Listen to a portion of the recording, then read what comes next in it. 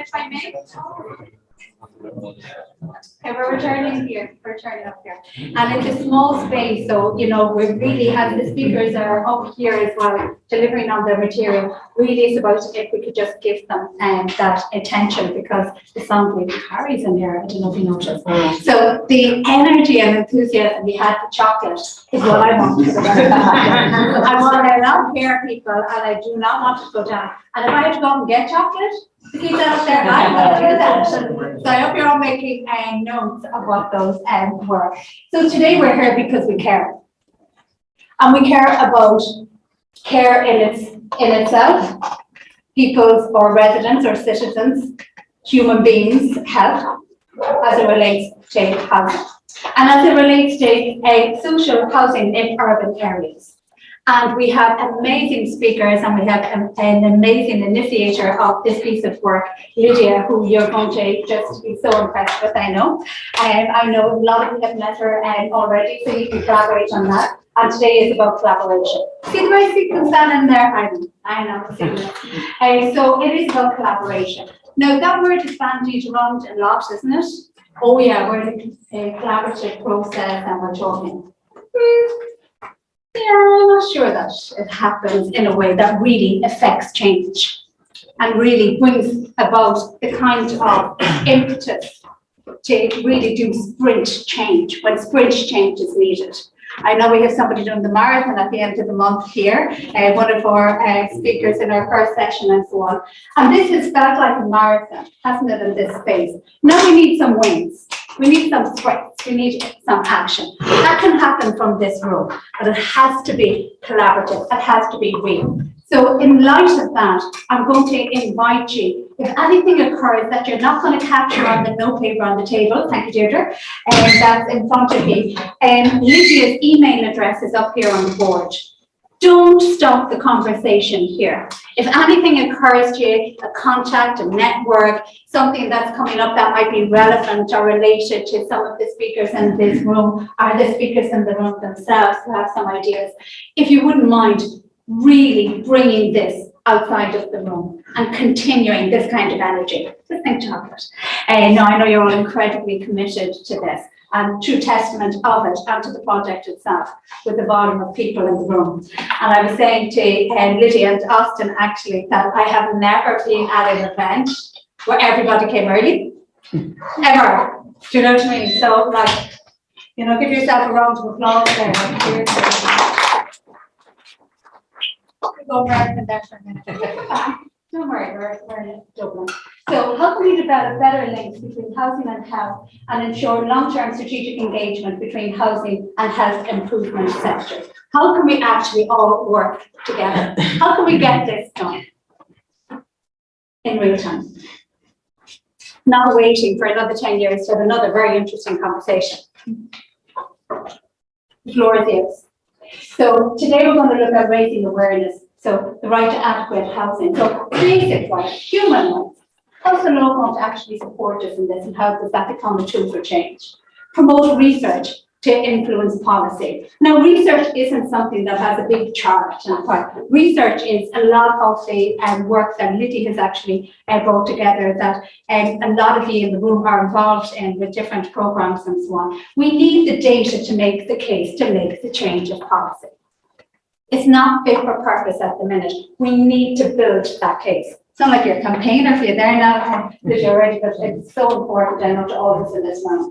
So how do we actually promote that kind of research? We're doing it by being here today, by giving our views, by capturing all of those amazing insights inside every single one of your heads. And every one of you, especially you over there, have something to contribute to this room. So thank you. I'm really asking you questions as well later. So empowerment of residents to healthy homes. What does that look like? Again, that's not something extraneous or something outside of ourselves. That's something within our own daily life. Find workable solutions to transform community care and housing. That's the challenge. Let's fix it. So awareness, what are the barriers, what are the solutions, what are the next steps? There's always next steps. Nothing finishes after a punctuation in this case. We need to start the next sentence. So we're going to start off with Austin Campbell, who will be very well known to all of you here, Executive Director of the Robert Emmett Community Development Programme. And we have delighted that Deirdre's here as well. Claudia isn't here, our Fran, because they're working on the programme at the minute. So you're all incredibly welcome from Robert Emmett. And all the other programmes that you're involved in, including social enterprises, regeneration programmes, and so on. But more of that in now.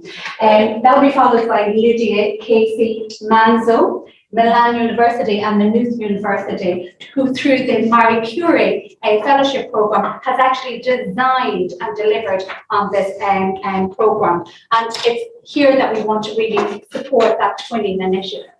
So we're going to have two different workshop themes, if you like. Crisis, experience and the legislation. So we have Rory, Gail and Mary here to talk to this team. You'll be very welcome. And we'll be bringing you up to talk to the room shortly. We will stop for breath, says a Cork woman. And that will be followed by healthy homes, air quality and the data that supports that. So I'm really looking forward to those insights. Now, this is your room, this is your space. Anything that's in your head, anything that's bubbling up, bring it into the room. Do you know, we don't want to keep it so formulated that we can't access what's going on and what the responses are. So we want to gauge those kind of responses in real time as well. And so we have a lot of the information in a booklet. Shout out to Shane there for all the work on compiling that. Thank you so much. And there'll be people to follow up with, and I'm sure all of the speakers would really welcome that in their roles. So then we're going to really just spend a little bit of time on going, what else? What could we be doing? So the mechanisms to engage we'll get to later, and I know Lidia will be speaking to that. And then the point is to stay connected. So first of all, with all of that, so that's a lot of information. We just wanted it to frame it so you know exactly what's going to be happening over the next couple of hours. Any bit of fight and not fight, fun maybe, and levity, elements that can happen in between, we'll actually grab all of those, okay? So I'm just going to invite you all to stand up. And just shake it off, shake it off. Anything that happens outside the room, let's leave it outside the room, and let's leave the rest energy where we are here. Okay? And anytime we get to stand up, if any of you have a kind of theme song or anything, make sure to put it up to 11. Okay? To get that energy. Okay? So, let me work. Back up, and I'm going to invite Austin on stage.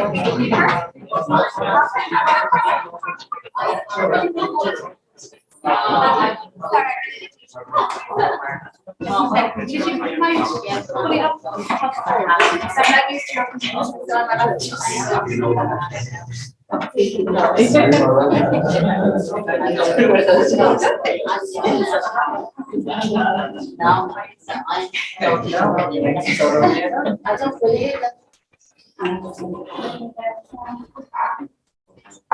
Very fancy. How's it going, everyone? I know some of you, not all of you. I'm Austin. I manage Robert Emmett Community Development Project. So we are based just down the road. We deliver a number of projects across different kind of areas, but I guess the most appropriate one to speak about today is what we do around housing. It's an honour to have been asked by Lidia to kind of talk about our work and to act as a host organisation for Lidia when she's in Ireland. So Lidia, for anybody who doesn't know her, is Assistant Professor of Sociology of Culture and Communications in the University of Milan, and does a study about kind of health and housing and social networks in Milan and Dublin. So we kind of facilitate her when she's here in Dublin. And yeah, she's great. She does a project, she brings us things like espresso makers and Italian coffee, and she's very easy to have around. She's a Robert Emmett. So we do work in housing, and I guess we follow four main points with all the work we do. I think with housing, it's such a big issue that it's kind of hard to know where to begin. So first of all, we approach it from the perspective that it's very clear that housing standards in this area are inadequate. A lot of the social housing would have been built in the 1930s. It's 90 years old. The standard size, say, for a 2-bed flat is 48 meters squared. The industry standard now is 73 meters squared. Insulation is insufficient. Ventilation is inappropriate. These things are generally obvious. If you look at a building that's 90 years old, it's not going to meet current standards. The second thing is that, and dependent on the nature of a particular housing issue, it's generally easy to say who the responsible party is. So with something like damp and mould, sorry, the slides don't really match what I'm speaking about, so microphone back a little bit. These are some results from a report we did a couple of years ago. We surveyed conditions in Ultra-Bond House, and we developed a report on environmental conditions there. So if you look at some of the stats, damp and mould, so 82.8% of respondents, and we had maybe just basically 200 flats responded, so it's considerable cross section.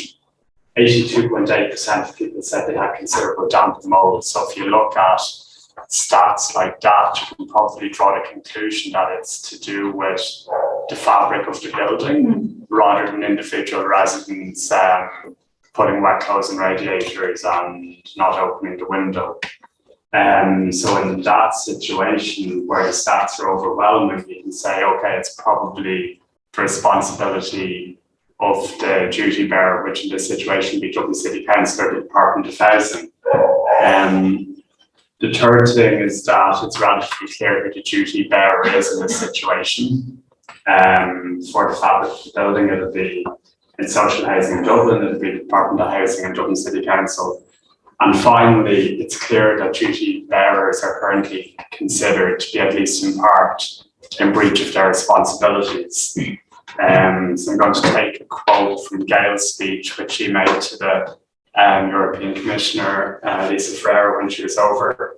But the European Committee of Social Rights and the Council of Europe have found that Ireland continues to fail to, and this is a quote from the report from the Council of Europe, to take sufficient and timely measures to ensure that the right to adequate housing for a not insignificant number of families living in local authority housing, and is therefore in violation of Article 16 of the revised European Social Charter.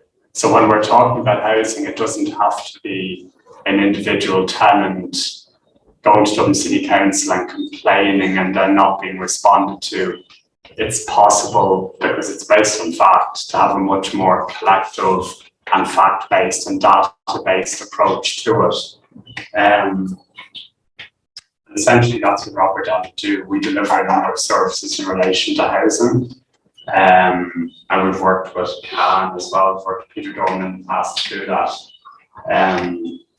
So I don't know what slide I'm going to go to next, if we go forward or back, I don't know what's there. It's a surprise. Yeah, so there's a number of social determinants of health. And actually, if you look at this somewhere, I think 55% of respondents said they'd been told by their doctors they had a health condition that was exacerbated by their housing conditions, so by the dampness or mould or something like that.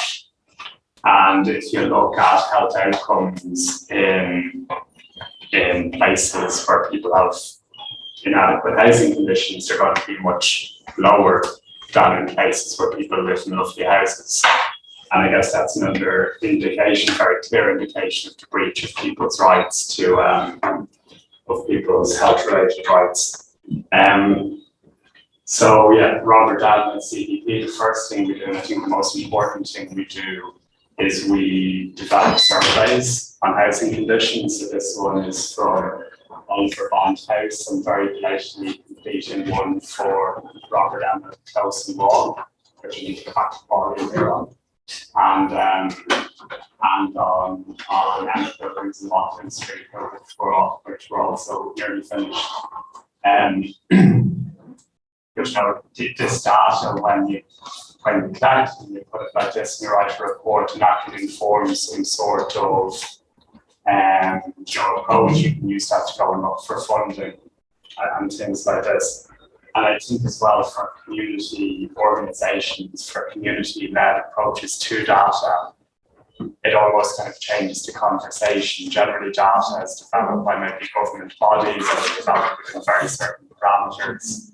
If I go back here, this data was shared with us by the HSE, but it's kind of limited to what percentage of people own cars, what age brackets, single parent, things like this. It's quite limited, but if the community takes control of developing data directly, you measure things like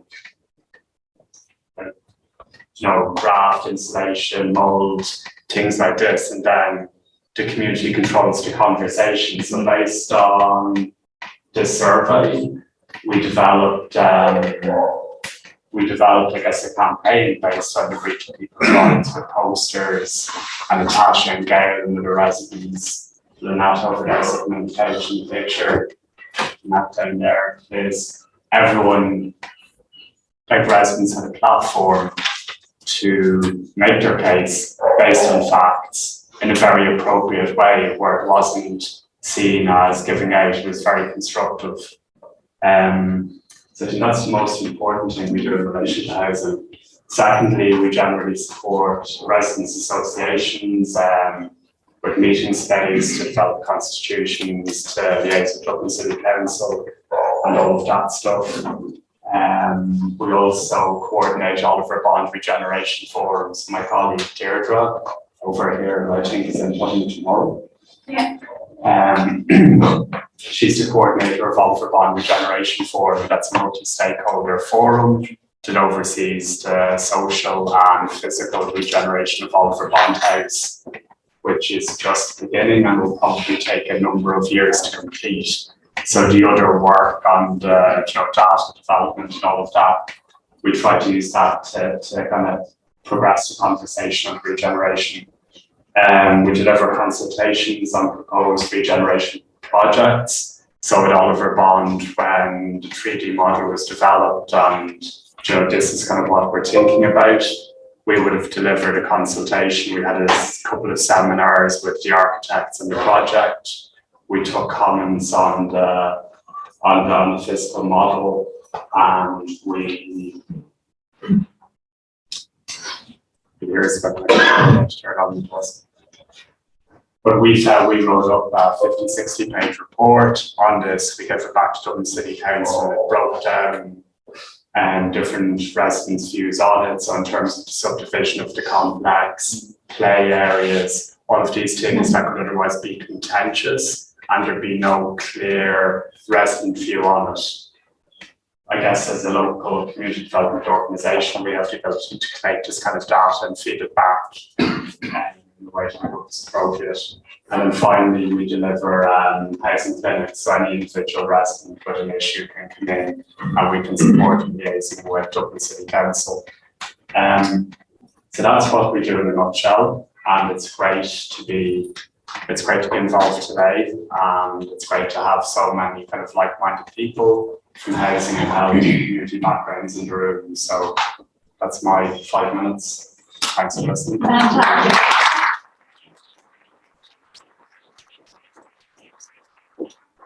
While we have my next principal speaker, I'm going to encourage everybody to write down one word that jumps out at you after each one of the presentations. So there's a sheet of paper in front of you. Just what one word jumped out at you. Okay, we're going to collect those words. Okay,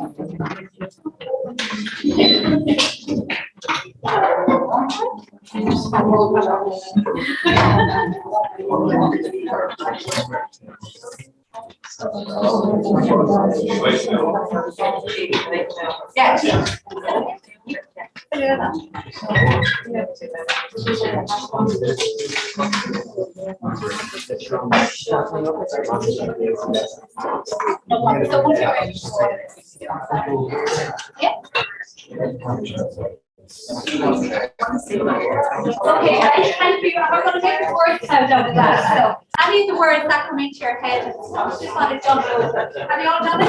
Have you all downloaded your word? Have you downloaded your word? Our principal speaker today is Lidia Manzo, assistant professor of sociology at Dublin University.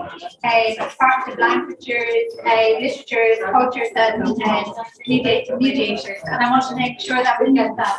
Just encourage everybody to turn off your phones or put them on silent would be great. Thank you for that demonstration from my colleague to do that right at that moment, so to remind me, thank you. And Lidia has been working under a fellowship program, as I've mentioned, from Marie Curie with Manzo University. Lidia has so many accolades under her name. You can spend the evening reading them and through them. But Lidia has a passion and a connection, really, to Oliver Bond and to this project, the likes I've never seen. So she has lived and breathed it and worked on this for a very, very long time. So her insights are really keen and very much from grassroots of institutions, be it university and political and stuff. So an incredibly wide view of this subject matter. We better give her a big, big welcome.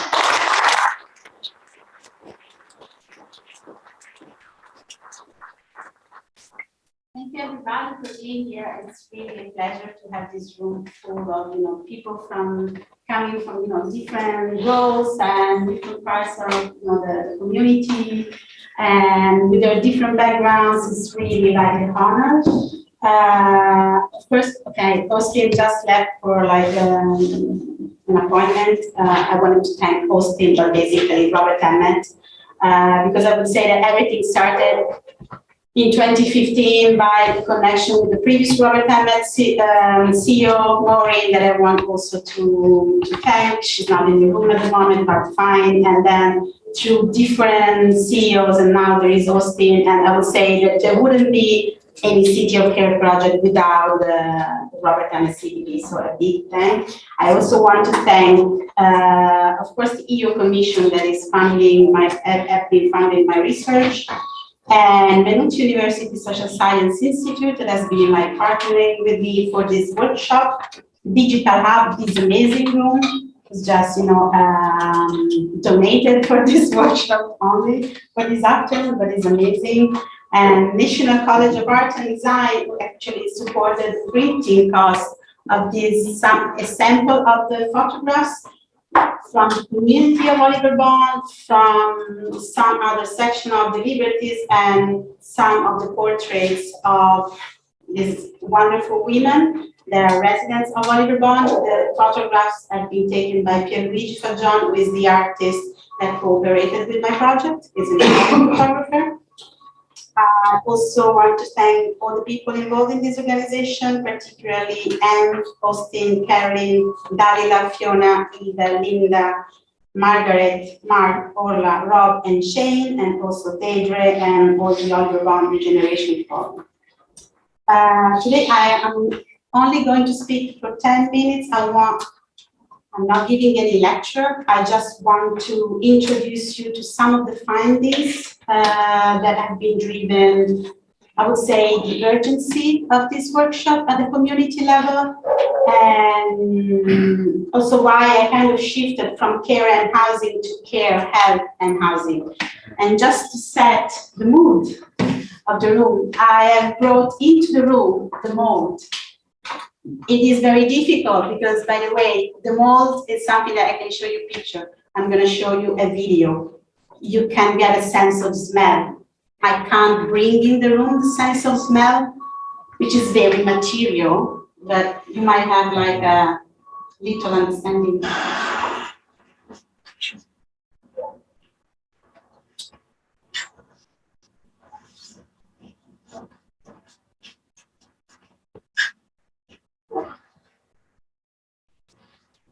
Mold.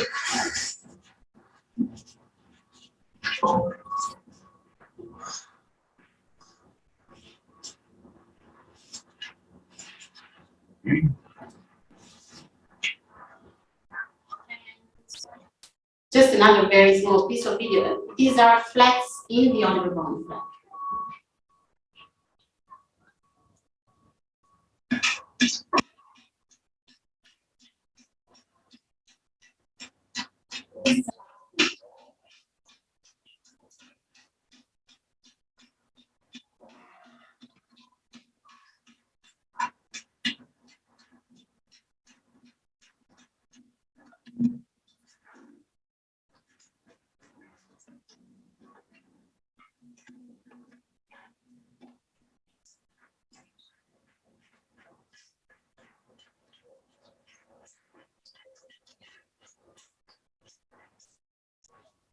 As you can see, I mean, there is no need to be a lecturer. I mean, this is very material. This is the materiality of inadequate housing conditions. So I'm going to bring you very rapidly into my research journey. Sorry. Let me see if I can use the pointer. Very handy. Okay, just switch immediately. Okay, this is a concept diagram.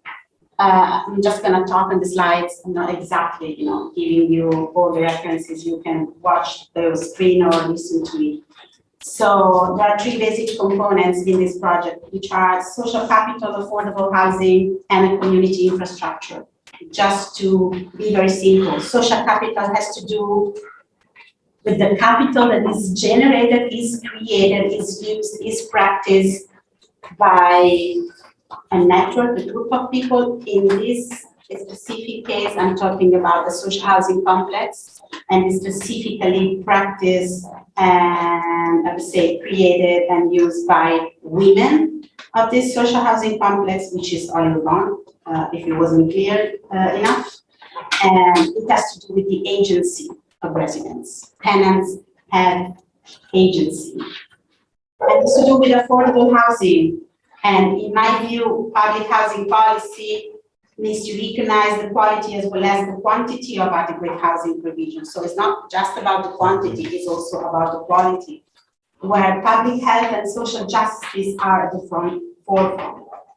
And community infrastructure, it's more or less what Austin was talking about, is a critical brokering role. So being a mediator of community-based development groups and organizations to organize for housing justice.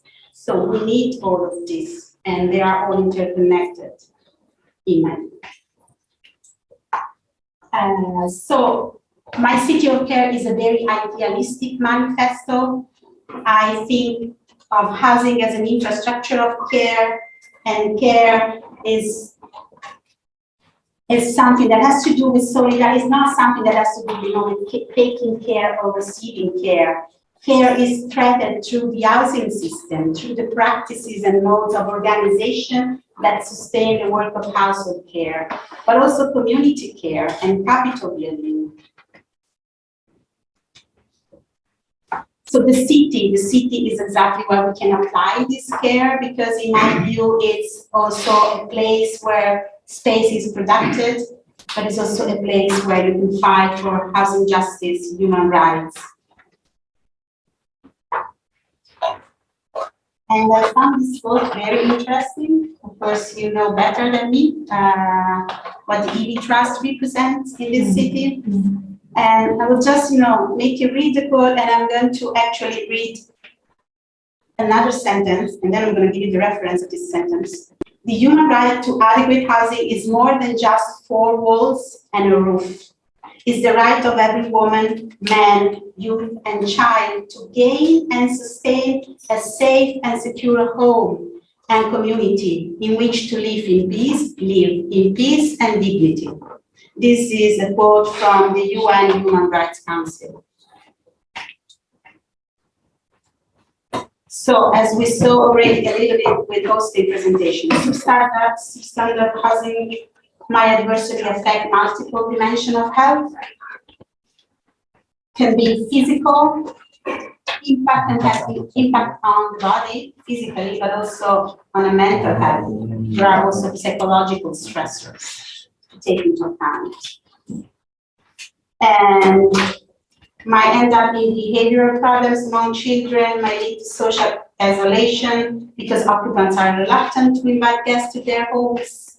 I'm going to tell you a little bit later, in a little while I'm going to discuss some of my findings. Or might inhibit social interaction because they lack common spaces. To be very brief, to give you, some food for thought about defining adequate housing.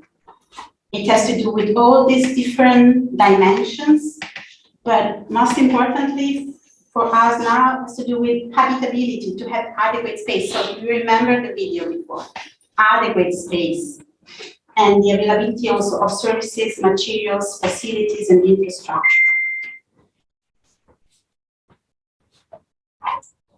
So my research was focused on like some sort of, like call to action to make a change. And a change is just happening here, different people having to listen, having to have a dialogue and having to have a voice. And I'm going to just to bring you a little bit in my research journey. Bon Jovi is here with us, which is always a good thing, adding imagination to at least. So there was like an ethnographic project, meaning ethnography means like that I was like living, fighting with these people and like volunteering, observing them, but not observing them like a crazy person, but like being there, like placing the tape on, on the pitch for the media campaign, on the ground of the pitch for the media campaign, because people need to be distanced. So it needs to be there, it needs to participate. And so I'm gonna give you some example. Okay, I'm not gonna describe the flats because I think also said something already. So these are some of the findings. What are findings for people that are not like really into social research? So I collected data, I talked with people, I interviewed people, I analyzed documents, and then by analyzing, I extract some themes, and these are like some of the most important themes. So residents in Underground, because of this housing condition, they felt everyday uncertainties. So they had immediate health consequences. They were psychological and physical. So these are just some of their words. They are stressing, it's not even housing. So they are talking about their homes. Home is like a shelter. It should be like a safe space. It's a home, just like as a symbol of safety. It's not even livable. It's horrendous. It's frustrating. There is a constant smell. You're getting paranoid because people think that you're not a clean person. So they take it personally. And this is Caroline. So she gave me the release form to publish, to project her photograph. And she's smelling some of the clothes coming out of her wardrobe. She's smelling mold because the mold is in the wall behind the wardrobe. But I can't give you the sense of smell. And this sense of smell became a paranoia for her.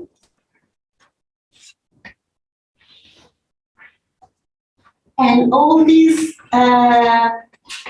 materiality of inadequate housing created concern also about, let's say, distrust in local authorities. So local authorities, it is their landlord is Dublin City Council, who for them does not act on the issues we have been bringing forward for years, about the damp and cold, about the lack of safety and security, about the state of common areas, about the lack of play areas. And we are very lucky today because we are gonna host Gail, that is a representative for the Underground residents, and she will have like a better voice than myself giving you the picture of this. It's a picture of a lived experience, it's not just a postcard. It's stress, it's risk. These are the words of Natasha that is sit over there on the back of the room. It's not good for the soul, it's not good for the heart, it's not good for the head. In this sentence, there are all dimensions of health. I don't have to explain further. But something happened, do you remember the first slide, with all the different like circles, the interconnected circles?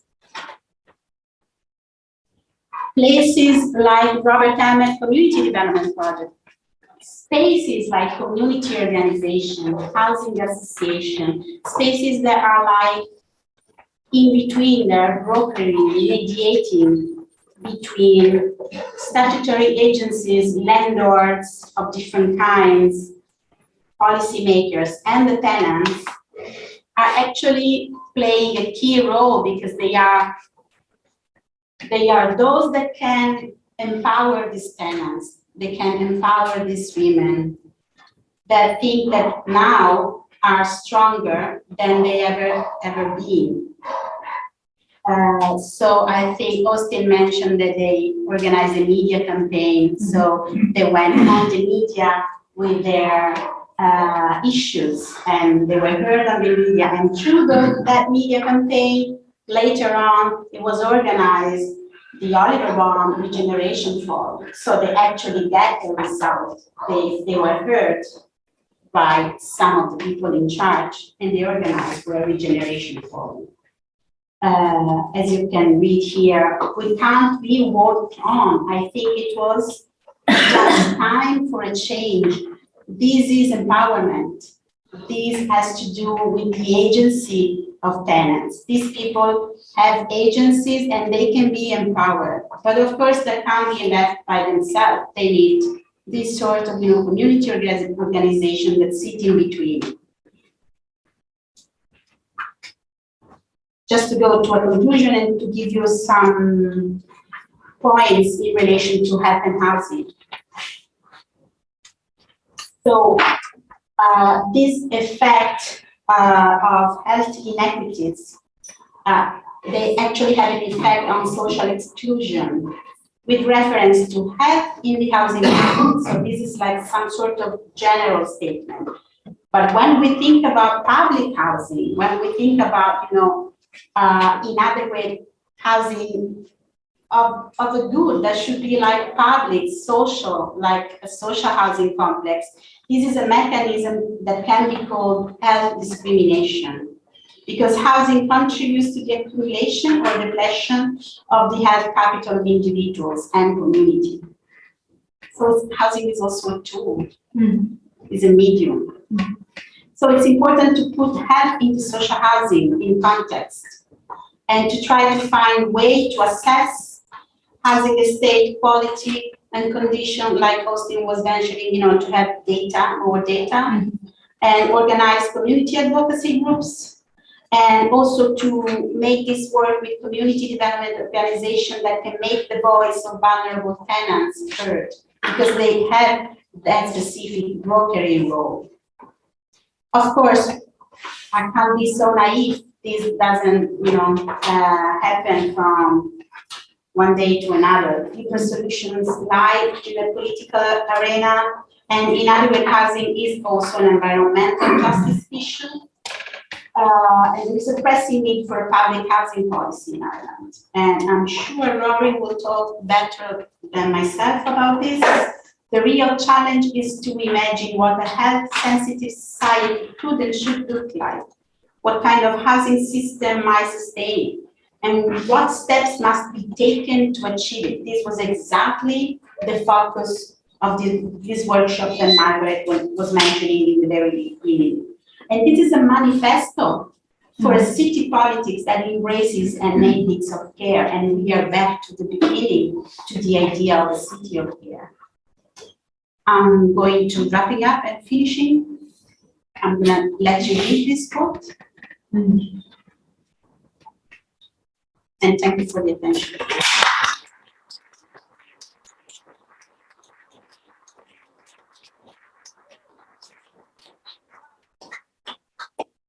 Thanks so much. Just going to let you all just stand up and just stretch a little bit. You need to move a bit, take a quick rest break and so on as I bring up David's next class. Have you got anything? No, it's fine. Sure. Anybody else? Yeah. Are you okay to proceed?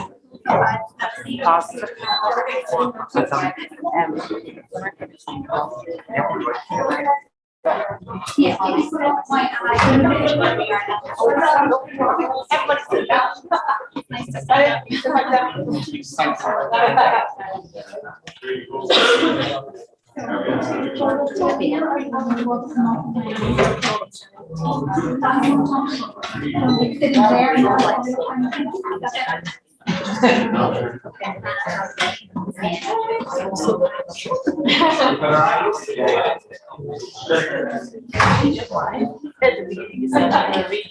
Sorry, Lidia, just a moment.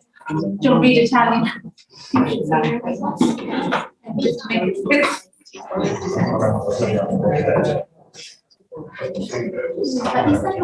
No, no.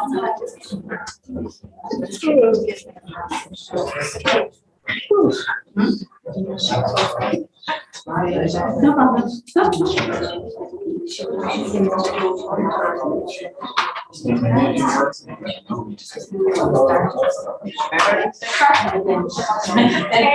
How are we doing, guys? How's everybody doing? Yeah? Is everybody in the room okay? If you're okay, put up your hand quickly, sorry. Welcome, and thank you so much for the space. Thanks to Felix from the Digital Hub, and the staff for all being fantastic here. Thank you. Fantastic resource and very much part of the community and the programs run in particular by Robert Kennett. So thank you for that. And so our first real focus on panel, and thanks again, Lydia, that was amazing, and for setting that the stall. Again, as anything is occurring to you, just capture some of the language on the paper provided there. And we'll put up some probing questions later on the board. So we have three amazing speakers. They told me they were amazing. Be judged. And so we're going to look at crisis, experience, and the legislation. So there's a lot in this, and there'll be a lot of notes on this that will be circulated. We're going to start off with the need for human rights and health approach to housing. So I'll be inviting Rory up. Not fancy, just basic, decent accommodation. Just basic human rights. Isn't that right? So Gail would be very much welcomed up to speak to that. Thank you. Using law as a tool for change, experience, and limitation. So Mary has come along to really bring us through how we can actually use advocacy in this space and what that actually looks like. So crisis, experience, and the legislation. Now I appreciate that there's a lot of information that is being shared with you today, and that's a big ask. So we're going to try and get a few breaks in while we can. But yourselves, whatever you need, if you need to go out and just get a little fresh air or whatever that may be for you, just self-moderate and make sure that you're doing okay. Is that all right? Any questions so far? Anything jumping out at anybody from what you've heard so far? Yeah. That's fine. We'll absolutely look at that. Absolutely. If you want to email Lydia, her email address is on the whiteboard here.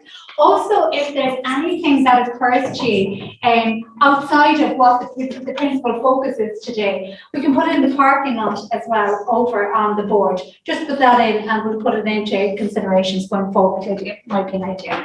So without further ado, I'll bring you up individually so you don't have to sit there, uncomfortable on the high stools for a minute. So Rory, if I can actually invite you up, Assistant Professor in Social Policy at Manzo University, Department of Applied Social Studies, also very well-known author. And you're going to be running a marathon at the end of the year. So I think the next 15 minutes isn't going to be a problem or challenge to you. So we're really looking forward to the lead on human rights and health approach to housing and all the data and expertise you have on that.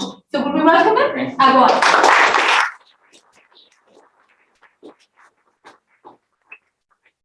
Thanks for the invite, and it's great to be here and recognise lots of friends and former work colleagues from Dublin 8 when I used to work in Dublin House for many years in public housing. And so it's great to be back here, and thanks for the invite. I don't have slides, so I'm just going to talk a bit. I have a few quotes from my new book, because I actually look specifically at the area of health and housing in my new book, which is called Gaffs, Why No One Can Get a House and What We Could Do About It. And I kind of expand, because a lot of the health work on housing has looked at the physical health aspect, and we see a lot of that today around mould and dampness. But I actually try and push that into the mental health aspect quite a bit, and really try and think that through in the research for the book. And I suppose in terms of housing and health, the reason public housing exists is because of health. It's linked with health. It was a health response. And I came across, some of you might know this report, the 1914 inquiry into the housing conditions of the working classes of Dublin. I don't know if anyone's had a read of it. well worth Google it. Last night, yeah. Have a read. It is a fascinating report about the housing history of this city, and it is parts of it are like reading about today when they talk about the issue. They speak specifically about, of course, the issue of the tenements was it was housing that was unfit for habitation and its health impact. And the reason why flats complexes were built was in part a response to ongoing issues of tenements. But it was really interesting because there is a quote from it where the authors of the report were basically trying to make the case for the state to intervene. This was 1914, in terms of delivering housing. And the key argument and rationale they were using was a health one. And they said that because they linked it into the TB crisis, and the report says that there was little point in sending patients with tuberculosis to sanatoria fitted with all modern appliances and then allowing them back to housing conditions that had caused the disease in the first place. And so it specifically was highlighting that direct link between health and housing. And we can see that still today, over 100 years on. Of course, they also made the point, very interesting, about why the market would not deliver housing. And they said that while private enterprise would to some extent supply the deficiency of housing, there was little hope that it would be sufficient to grapple with the present needs for housing. And they actually said that the state had a duty and a responsibility to provide housing for working people and the poor. And we essentially have forgotten those lessons of that report at the time. But it's significant in terms of the impact on health is not just something that's in Ireland. Research by, in Sweden, I came across research which was looking at the impact of dampness on children. And it was something that I was struck by with my work in Dolphin House, was the children, the impact of health. And it was some of the work that we did with CAN around the educational impact of the health impacts of living in dampness and sewage. That children were missing school as a result of the health impacts of the sewage and dampness, and therefore exacerbating already existing educational inequalities. And so that link. So there was, I suppose, in terms of, I just want to get to now where I'd put something else. Yeah. I take Maslow's hierarchy of needs, which lots of you are probably familiar with, to take what I call as a psychosocial analysis of housing. And essentially, the Maslow's hierarchy is all the different levels of human need. And people always point to shelter being the most basic one. And that's kind of the justification for why we need housing. But actually, you can look through, and it's worth taking time to look in detail at Maslow's hierarchy, because in it, in each of the levels, in terms of, it goes on beyond shelter to safety, it mentions health, it mentions rest, it mentions belonging, it mentions self-esteem. All these things are affected by housing because our sense of housing and our sense of home impacts us deeply psychologically. And this is where I kind of went to in terms of the mental health impact of, dampness and sewage. Because, you only have to think of in terms of our homes, we are all ideally and try to be proud of our homes. We make them and mold them and shape them in the way we want to and try to, be they socially rented or privately rented or owned.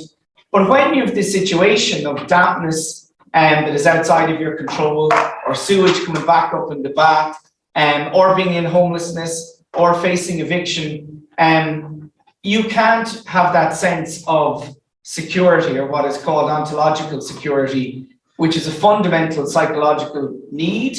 You don't have that sense in your home. And so not having that in your home affects you psychologically. So this isn't something just that's good for our physical health, but it's also good for our mental health. And actually that goes in a full circle, because we know our mental health affects our physical health. So things like stress, toxic stress, and people are familiar with it, impacts our immune system. So similarly, stress about housing, worry about housing impacts on our impacts our physical health as well. So there's very clear links between health and housing. Time now. You're fine. I suppose in terms of housing policy, broadly, when we look at why are we here, the Irish state essentially abandoned public housing from the late 1980s onwards and moved away from its understanding of its key role that we had done so well in the 1950s, 60s and 70s. And it took on the Thatcherite idea that social housing is just for delinquents essentially, and those who are lazy and those who are dropouts, and the whole concept of the Victorian era of the deserving and undeserving poor was brought back in. And we see this then shift away from councils, not just not building housing, but not maintaining it. I always remember, coming up to Fatima Mansions in the early 2000s and walking into the estate, and this was height of Celtic Tiger, and just been utterly shocked at the level of abandonment by the state of this community. And of course, the conflation happened between poverty and social housing, which was on one extent on purpose created, but on another hand was just, became a self-fulfilling prophecy as well. And so essentially we've been in a long decline since that point.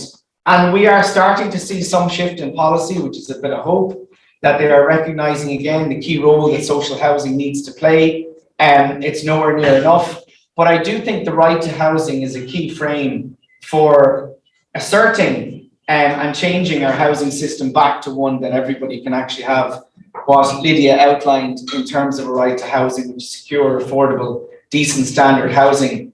And it's what everybody needs, it's what they deserve. And I do think we need to put it in the Constitution as well. And hopefully we're going to have that referendum. And I think it will be absolutely fundamental, because the work that we saw in Dolphin House, when we did work with residents around the dampness and the sewage, was, I remember, like, one of the significant changes that happened in that process was how residents and tenants moved from being the sense of this is our fault to actually the state has failed and we have a right to decent standard housing. And I think in that, if you unpack that further, it's, we shouldn't be left here like this. This is not right. A state has an obligation to ensure people have decent standard housing. And that is a very, very radical idea in this current time. But it is something that the opinion polls are showing that a majority of people now support the concept of a right to housing and putting it in our constitution. And I think that eventually, finally, there is real hope for real change in housing. Trauma was something I wanted to talk about, because insecure housing, homelessness, is a trauma as well, which is a major health impact, and it's something we need to understand. And I think part of our problem is our public landlord does not provide housing as a human right, does not deliver its services on the basis of a human right. And I would ask, and I would still wonder, how many people working for our local authorities across this country who are dealing with local authority tenants are actually trained housing professionals or are trained in trauma informed work. Because I think it is a major issue and it's not talked about. You have people who are collecting the road tax last week, then going down to a service dealing with people who are becoming homeless and have no concept and no understanding. And so therefore, like we saw that poor man in a tent with his family in Tipperary, because the councillor is saying he's outside the social housing eligibility criteria. And so I'm going to leave you with a number of questions. And maybe you could write your answer down. Three questions. One is a multiple choice question. And I'm good. So it's does, and I was thinking about this in terms of care and expanding our use of our word care, maybe slightly different context. Does Dublin City Council care about public housing tenants? Does the Department of Housing care about public housing tenants? Does the Minister for Housing care about public housing tenants? He was invited. He was invited, okay. Then my second question is, who does care? And my third question is, how can we make people care for the public and policymakers? So I don't know whether we want to take a few minutes to answer those and then feedback, or Clarifying You- question, you said, Dublin City Council, the minister and the middle? the middle was the Department of Housing. Thank you, Thomas. Okay, as we're here, let's go there. Yeah, everybody comfortable with that? So, what's been the experience in the room? Hi, I'm Naomi Bachin. Does Dublin City Council care about the public housing and the Department of Housing? Do they care? No? Some of them Yeah. do. Some of them do. Some of them, okay. The ones that are empathetic and who've been around for many years working in communities and housing, certain individuals do care. Okay, But and there's do a- they make the changes that are, have to make No. any changes? The problem is, and you touched on it there, that's why the doubt was that there's so much transition through careers of people in Dublin City Council, and community and housing section, that there's not enough training placed on the value of those people to deal with residents and to deal with all the facets of housing and community development within the city. So you have a weakness there. While Dublin City Council, I don't speak for Dublin City Council, and be as critical of them as I am, supportive of whatever they're doing. Many of those in Dublin City Council who I know and I work with have a care and have an interest, who are on the ground dealing with residents. But they're the bad eggs are the ones that aren't good at their jobs also there. And generally you'll find the ones that are doing their best are caught up in the layers of bureaucracy within Dublin City Council and can't deliver in most of the decisions that they want to deliver on, because they have to go through layers of bureaucracy up through the chain of Dublin City Council. Thank you so much for that. Anybody else want to weigh in on this? I live in a housing co-op, but I also work in the HSC, and I suppose there's different perspectives, and I'm working with some of the communities that Rory's mentioned as well. So I kind of have skin in this game, so to speak. But I do think that there's one of the things that's happening with Dublin City Council over the last while is that they've been shifting a lot of the public housing onto approved housing bodies. And the same problem exists in the sense that you have people who come in, and as somebody who's living in an approved housing body, you know, you have people who come in and talk down to you like you're a child. And they don't have experience. And I think it's a huge issue in terms of people's experience. And that's a lot of who the councils in Dublin, at least Dublin City Council, are transferring over responsibility to. And there's, in our particular one, there's been a lot of accountants have come in on top. By God, there's accountants in terms of how they carry on as well. And I think those kind of things, again, it's that we're there, but by the grace of God, you know, that's the kind of attitude you get, and it just makes it very difficult. And I think, in my experience, that's been some of the council, you know, in terms of people's, you know, interaction with the council. I think there are people who have decency in it, but I think there's a lot of people who are either in it so long they're burnt out on it, are powerless in it. Yes. Well, excellent, thank you so much. Great contributions, yeah? I think so, to that, like, it's, you know, you might have Sorry, been. do you just want to give your name Oh, sorry. and where you're from as well? So my name is Claire, and I'm kind of from Community Gardens, the Community Gardens Network, but I suppose I'm involved loosely with the Icon Women's Housing Forum, so trying to shift my head into housing. But I think systemically, like, you might have individuals that can, you know, be good at your job and care individually, but, you know, when you look at this systemically, and I worked in the council very, very briefly, and I used to think it was very telling when you look through the staff directory. I was actually in the Community and Enterprise Department, which doesn't exist anymore, but you know, I used to get calls, so I was on the switch, because that's where my desk was, and I'd be looking through the department where I transferred the call, and I could just see the number of staff in a section compared to another section. The road section was just like, you know, then like the housing section was about half that size, and the community section was about a quarter that size. So that was telling. So I think systemically, nobody's brought up the privatisation of the huge sell-off of lands, and surely that has to be systemically telling where the system is as a whole. Privatisation of everything within Dublin City Council, parks, communal spaces within housing areas are being run by private landscaping firms who treat their staff really badly. The housing schemes themselves, all that land is being sold off. So surely that just proves exactly how the council creates housing. Thank you so much. Thank you, Claire. Shane, you want to come in? Yeah, so was it not true that during the 90s and early 2000s that the kind of role of the council kind of changed, so that they're more like they're the bookkeepers? So they check the balance sheet. They don't make decisions. They make decisions on behalf of their budget and their balance sheet, and they have to do that. They have KPIs and targets to meet.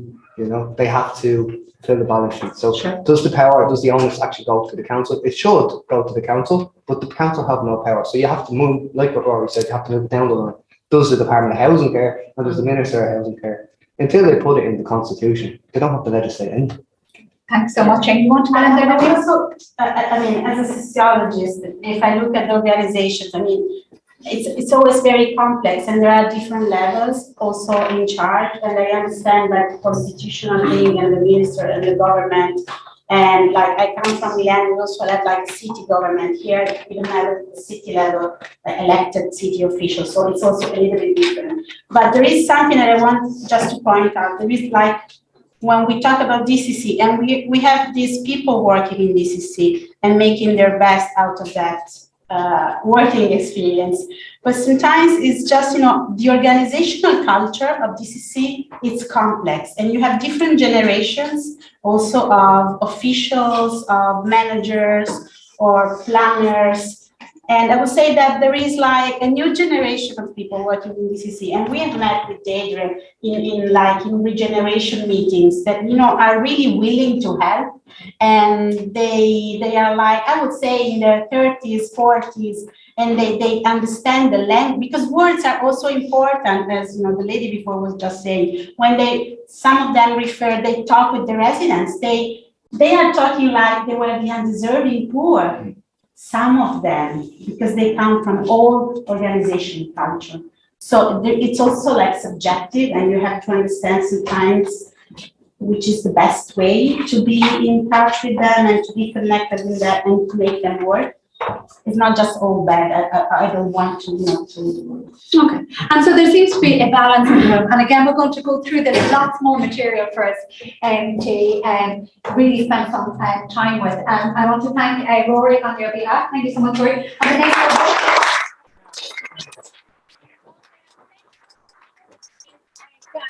Thank you so much, and that really kind of helps with the context and the framing. Thank you so much for the contributions as well from the floor. Remember, this is your room, so the more of your voices that get in here, the more of us that can actually support us going forward. So I'm going to invite Gail Cullen, the chairperson of the Albert Bond, and Gail is very much at the heart of the community, and you're very, very welcome. Also has taken to TikTok recently, so if anybody wants to jump on there. And Gail, as always, you're just the best energy in the room. So thank you. You can sit down. Yeah, exactly. Take your time. So I just wrote down what I have to say. Hello everyone, and thanks to Lidia for inviting me to speak at the workshop today. For those of you who don't know me, my name is Gail Cullen. I'm the chairperson of the Overbond Residents Group, who are one of many local groups supported by the Robert Emmet CDP. I live in Overbond all my life, just over 41 years. My little son down the back there is the 5th generation of my family to live in Overbond. I love and take very pride in where I am from, and I would do everything in my power to make sure Overbond is a safe and enjoyable place to live. Overbond flats are 86 years old this year. It was built in the 1926 and designed by the renowned city architect Herbert Sims. It has 397 flats and 3 houses spread across 16 blocks. About 1,200 people live there. That's like a little town. In all those blocks, there's only a couple of boarded up flats. If you look around the other complex in the city, you will know that that's very unusual. The fact that we only have a couple of unused flats out of 400 is down to the determination of the people who live there to keep the place as lived as possible. Despite all our best efforts, Oliver Bond is in serious decline. Painting has started on the outside walls, railings, stairwells and balconies. Our windows are over 30 years old and they are drafty, and most people, especially the elderly, have to use duct tape to try and keep the draft out. There aren't enough decent playgrounds. Around 600 kids share 4 swings. Everyone walks over drug paraphernalia or past people taking drugs in the common spaces. Many of these people are from outside of our community, and they just wander through the wide open gates. There's zero safety for all residents within Oliver Bond. And what's more is we are paying substantial rent for this privilege. We are constantly spending money, taking out credit union loans to try to keep our houses warm or to decorate over the mould and damp that just keeps coming back. Of course, it is normal to spend money on our homes, but you shouldn't be spending money to make up for the structural issues that's at the heart of our problems. That's our landlord's responsibilities. The long-term tenants are totally ignored and forgotten. A new tenant moves in and the flat is completely done up to EU standards. We are happy for them, but there are many, many more of us left waiting. I love Oliver Bond and I want to live there, but it also upsets me and frustrates me. It often makes me wonder why we persist in living there and why we keep working hard to make it better for everyone. We do it because we are a proud inner city community with history and roots there. As a chairperson of the Oliver Bond Residents Group, I led our group of 9 members in monthly meetings, engaging with external stakeholders, reaching and communicating decisions about our future with all residents in the complex. I represent our residents group on our Oliver Bond Regeneration Forum and on our local policing forum that have just changed names to the local community safety group. I also represent our group with Community Action Networks, CANS, for our collective complaints, which I'll speak about shortly.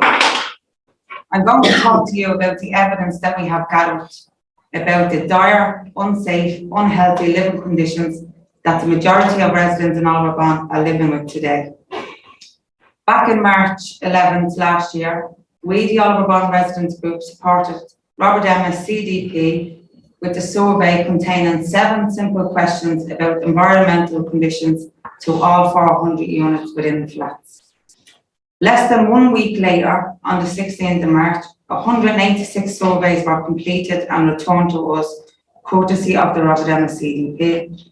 That's a remarkable rate of 47% in just under a week. It was a clear indication to us of the importance of what current housing conditions in Oliver Bond means to residents. The fact that we had such a high rate in spite of the survey being conducted during the pandemic, with all public health restrictions we had at the time. It's a further testament to the commitment of residents to this issue. And when you look at the survey, when you look at what the survey says, it's a little wonder that people are exercised and wanted to make their views known. The vast majority of people in the complex are living in damp and mould. A third has problems with pests, including rats, and 2/3 don't have adequate vermin-free fuel storage. These are not just sideline or minor complaints. These are very basic issues that go to the very heart of what decent, healthy, safe accommodation should be. They go to the very heart of what the right to accommodation means. But for me, the one most concerning finding is 55% of people have been told by medical practitioners that the damp, mould and sewage in their home is contributing to the health in their family. I am going to list out just some of our findings. A massive 83% of residents living with mould and damp. 74% of residents have draft or poor insulation and can't keep their homes warm. 45% have sewage problems. 40% have water coming into their home. 47% on average don't have hot or cold running water. 44% have problems with pest infestation. 64% don't have adequate pest or venom-free storage for their rubbish. 42% of homes are overcrowded. 66 reported concerns about crime and antisocial behaviour. 46% have concerns about fire safety, and 32% say there is no safe place for our children to play.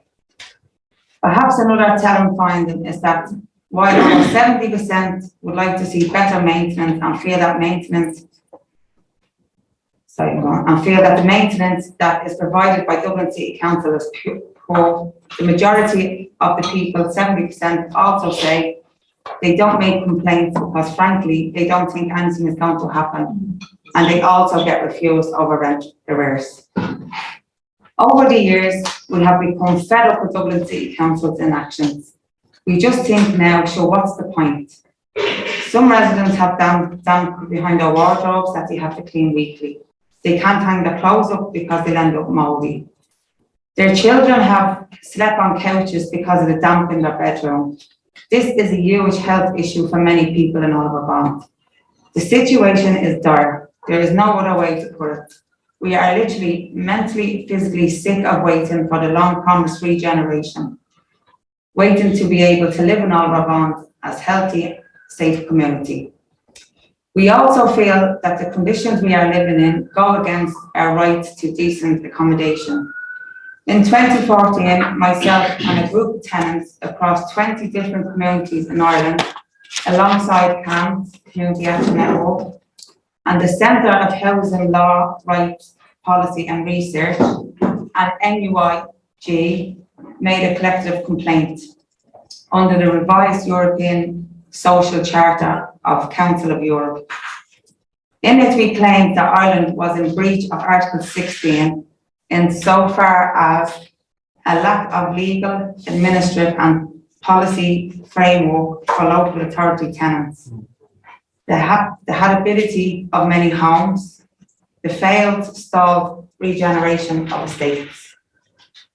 In 2017 and in 2020 and 2021, the European Committee of Social Rights in the Council of Europe concluded that Ireland continues to fail to take significant timely measures to ensure the right of adequate housing for a not significant number of families living in local authority housing, and is therefore in violation of Article 16 of the revised European Social Charter. While the ordinary collective complaints related to 20 communities across Ireland, the findings relate to the rights of all local authority tenants. Last year, we had a visit from Taoiseach Micheál Martin. When he met us, he acknowledged the problems faced by our community and stated that the government investment was needed to regenerate the complex. To quote Taoiseach, he told reporters that day, "The regeneration programme for Oliver Bond flats is on the agenda and will happen over the next number of years. But the immediate term, the council are committed to restore this area for children and young people." He said that 2 years ago. We really believed the Taoiseach. We were so grateful for his time and attention, and thought at last this side of the Liffey would receive the same attention as the North Inner City has deservedly received. We are realistic, and we know that regeneration can't happen overnight. But we do think that 25 years from the time that the plan is first introduced to a possible end date is totally unacceptable. 25 years, a quarter of a century, that we are being asked to wait for what should be a very basic request: safe, warm, dry, healthy homes. Nothing fancy, just basic, decent accommodation. Just our basic rights. We are calling for the regeneration of Oliver Bond's house to be prioritised and for it to be considered as an emergency that cannot be put on hold any longer. And we are not just talking about bricks and mortar here.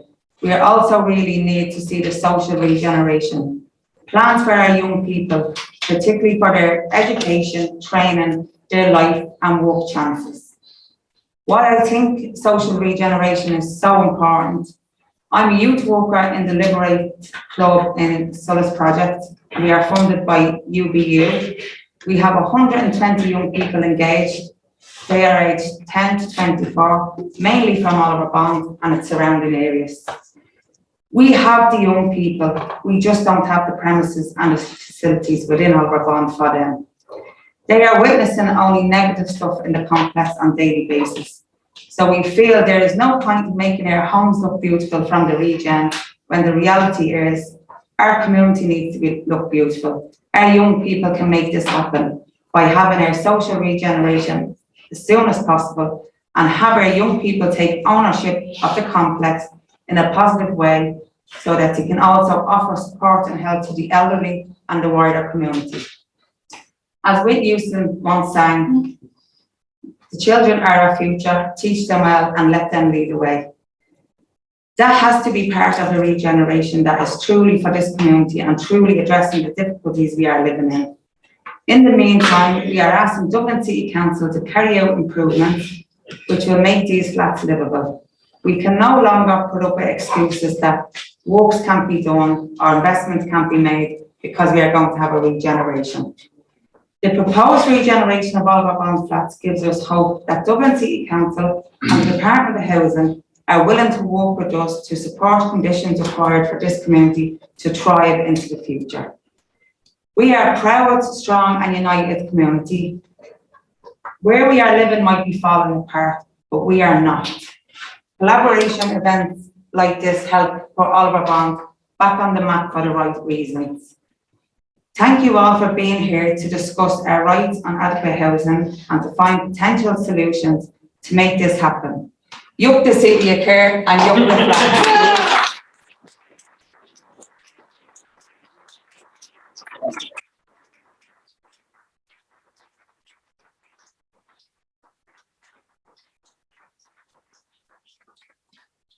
Words to say. Gail, Colin, Joy.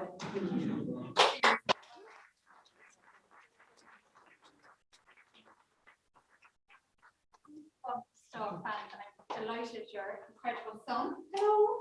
Was here to hear his mom. And thank you so much. And that was a really incredible insight. And thank you for painting that picture and taking us on that journey. As your previous speaker, putting everything in context. And so we've been set up nicely for our next speaker. And Mary Heavey, housing solicitor and community law and mediation. So really looking forward to seeing how we can actually use the law as a tool in this context. So using law as a tool for change, experience and overcoming limitations. So thank you so much for your very, very welcome. That's a tough act to follow. Yeah. Yeah, I'm absolutely delighted to be here today, delighted to be invited, Lidia, thanks very much. It's just been really interesting, I suppose, from a housing solicitor's perspective to just, I think sometimes rights are viewed in isolation, so it's just really fantastic that this workshop is kind of highlighting the fact that all rights are actually linked. So the right to housing, to adequate housing standards, it's absolutely crucial towards the vindication of other essential rights, not only the right to health, but the right to education, which you mentioned, the right to access and employment, which I might touch on briefly later on. So it's just been really fantastic to be in the room here today. So I'm from Community Law Mediation. We are an independent law centre. We were established in Coolock in 1975, and we also have an office in Limerick.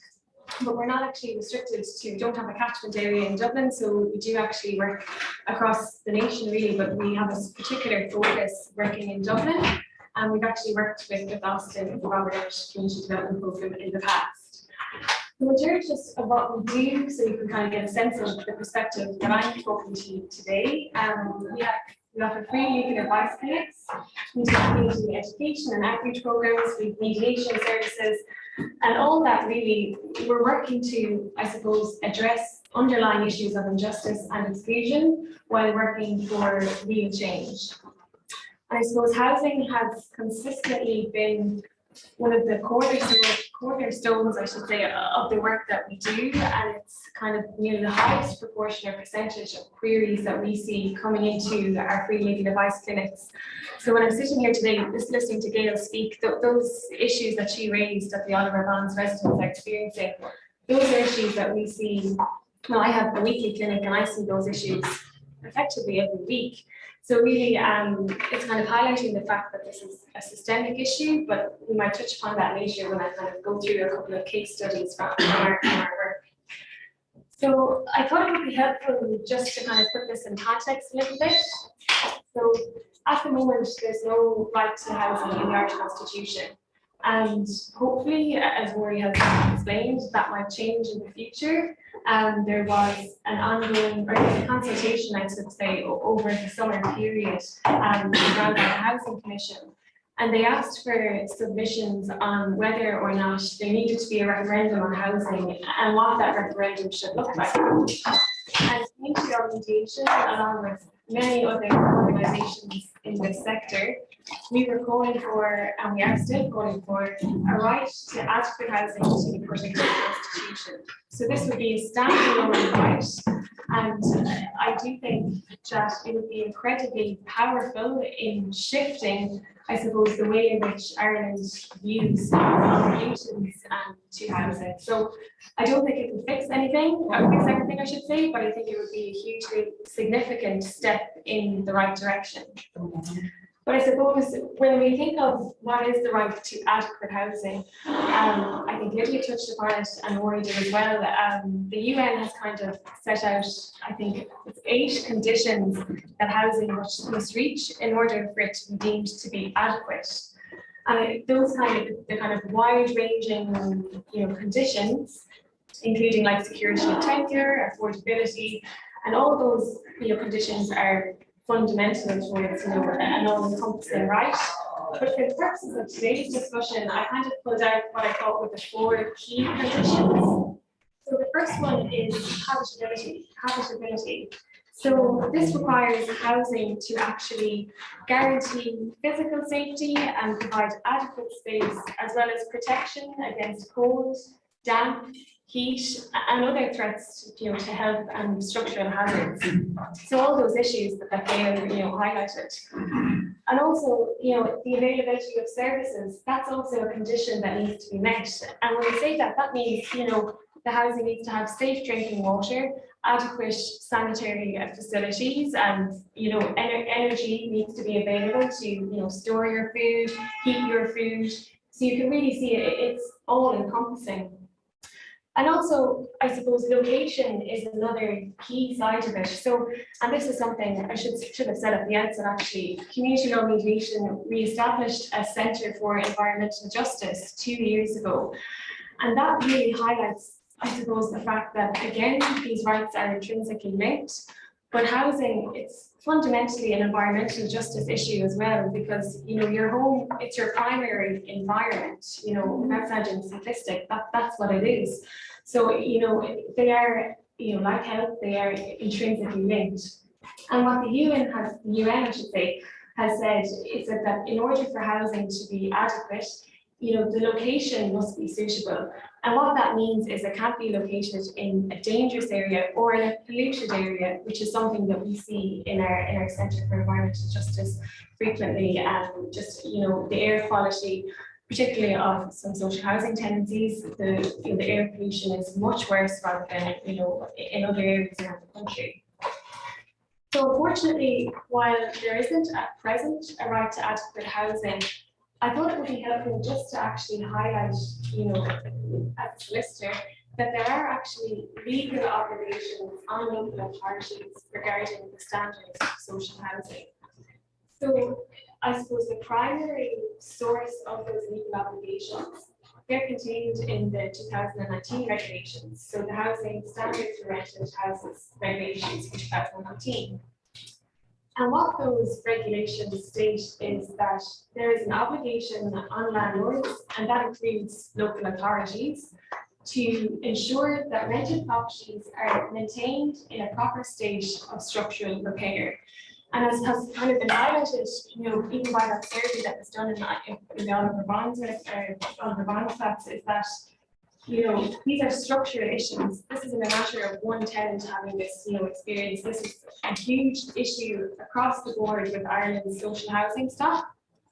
And these issues, they are structural. And there is an obligation on local authorities to ensure that the houses they provide meet and are maintained in a proper state of structural repair. Now, I suppose, as we can see from Gail's experience, and I suppose many people's experiences here today of social housing, those standards often are not met. And I suppose the difficulty is there's a fundamental inherent difficulty with the 2019 regulations.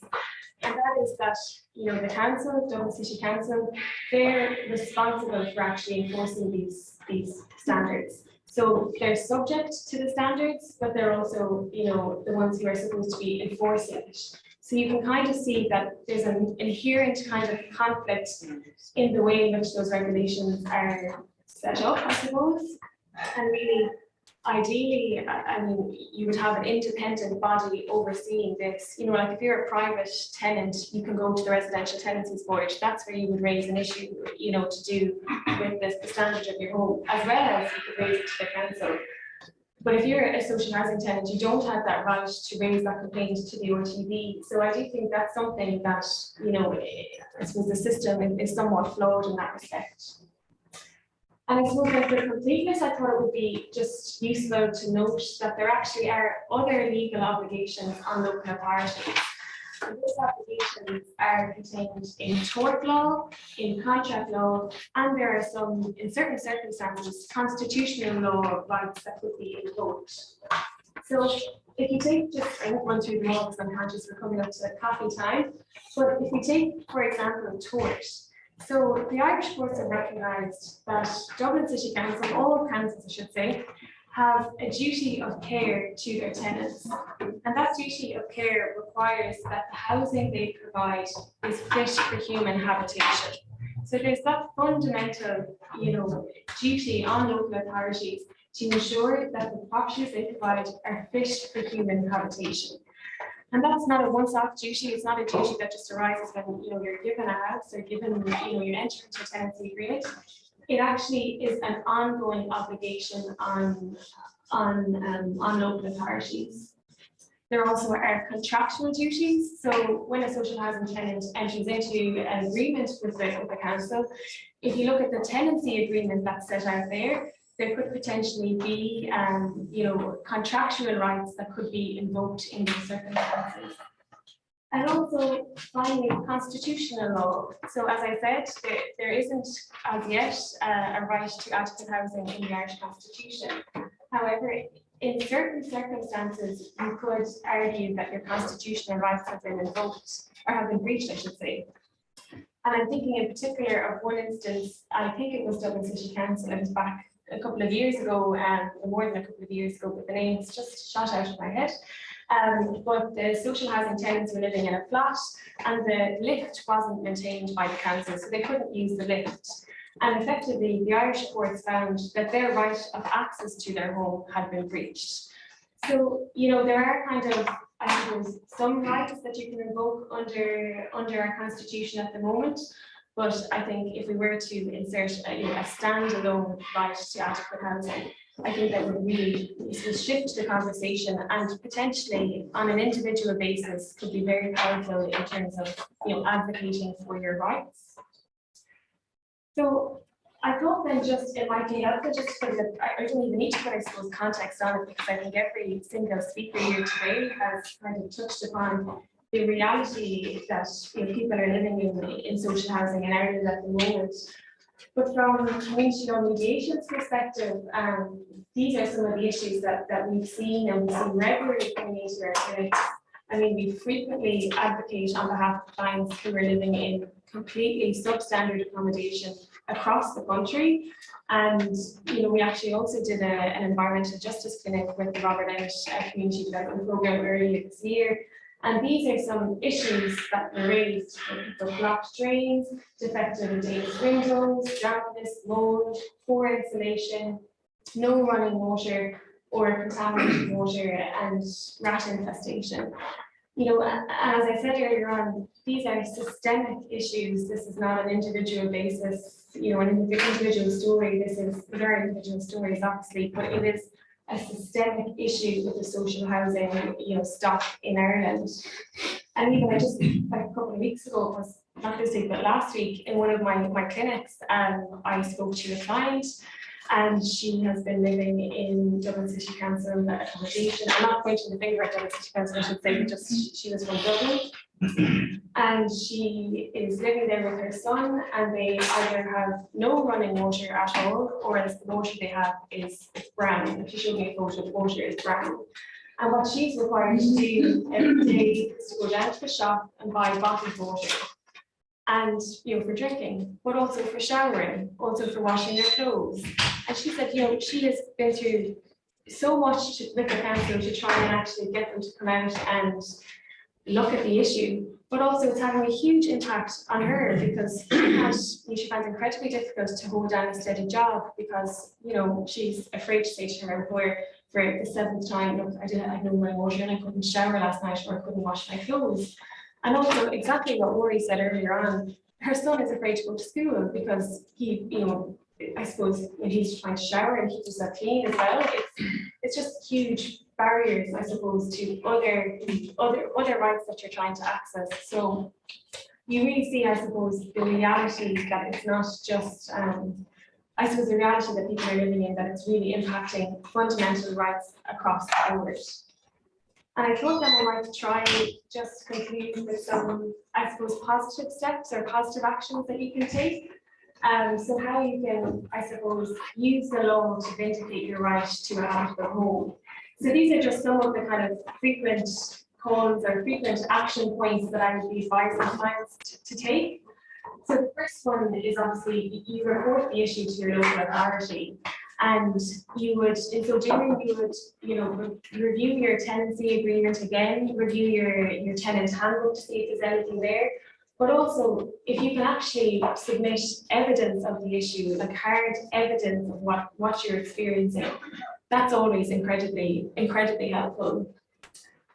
Thereafter, unfortunately, if you're not satisfied with the response that you get from the council, unfortunately, there are some legal avenues you can pursue, but sometimes they can be, I don't want to say they fix everything.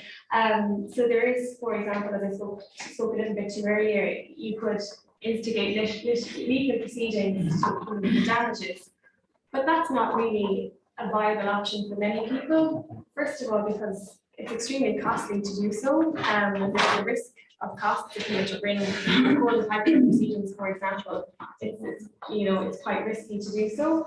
And also, kind of what we were saying earlier on, that it's a systemic issue. At the moment, you can't actually bring a collective complaint, issue legal proceedings on a collective basis. So that's kind of, I suppose, it's a barrier to people, really. You know, if there was an option to bring a collective, issue a collective claim in the Irish courts, I think that would be definitely something maybe more viable for people to do. But if you're taking a step back, once you've reported the issue to the local authority, there is the option of raising then an internal complaint, after which you would raise a complaint then to the Ombudsman and/or the Ombudsman for Children. Again, the way in which that works is those two bodies will kind of, review and assess what the council has done in relation to your complaint. So sometimes they can be incredibly effective, and I've actually had very good success from complaints that I've raised internally within the council and complaints to the Ombudsman and the Ombudsman for Children. But sometimes they can also be quite toothless because, there isn't really a legal obligation, I suppose, for them to take any action. So while they can be useful advocacy tools and definitely worth pursuing, I should just, I suppose, caveat by saying sometimes they're not as effective as you want them to be.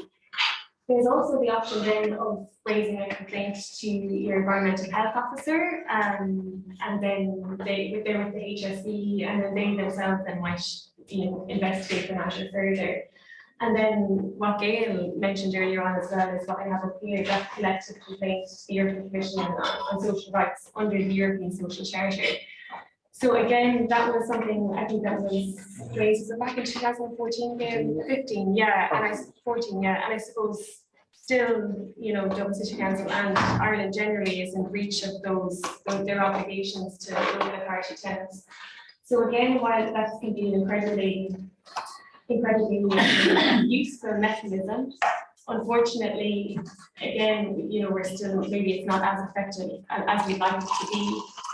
So that's kind of where I thought I'd ended today, by just having some practical steps that you can take. I think if we were to actually get a right to adequate housing inserted in the Constitution, that would be incredibly powerful and kind of represents a real moment for change. So hopefully we'll just watch this space in the coming months. Thank you.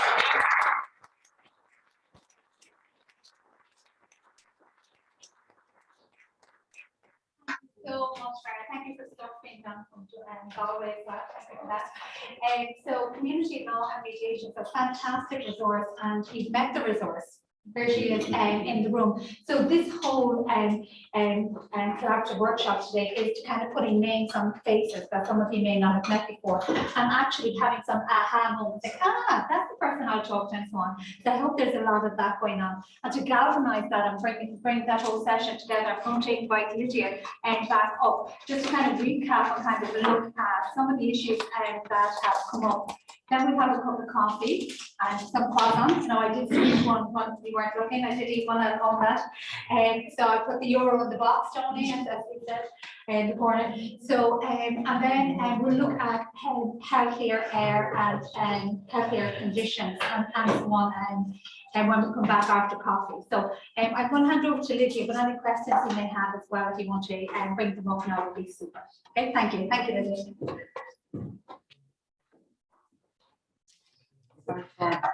My photographs.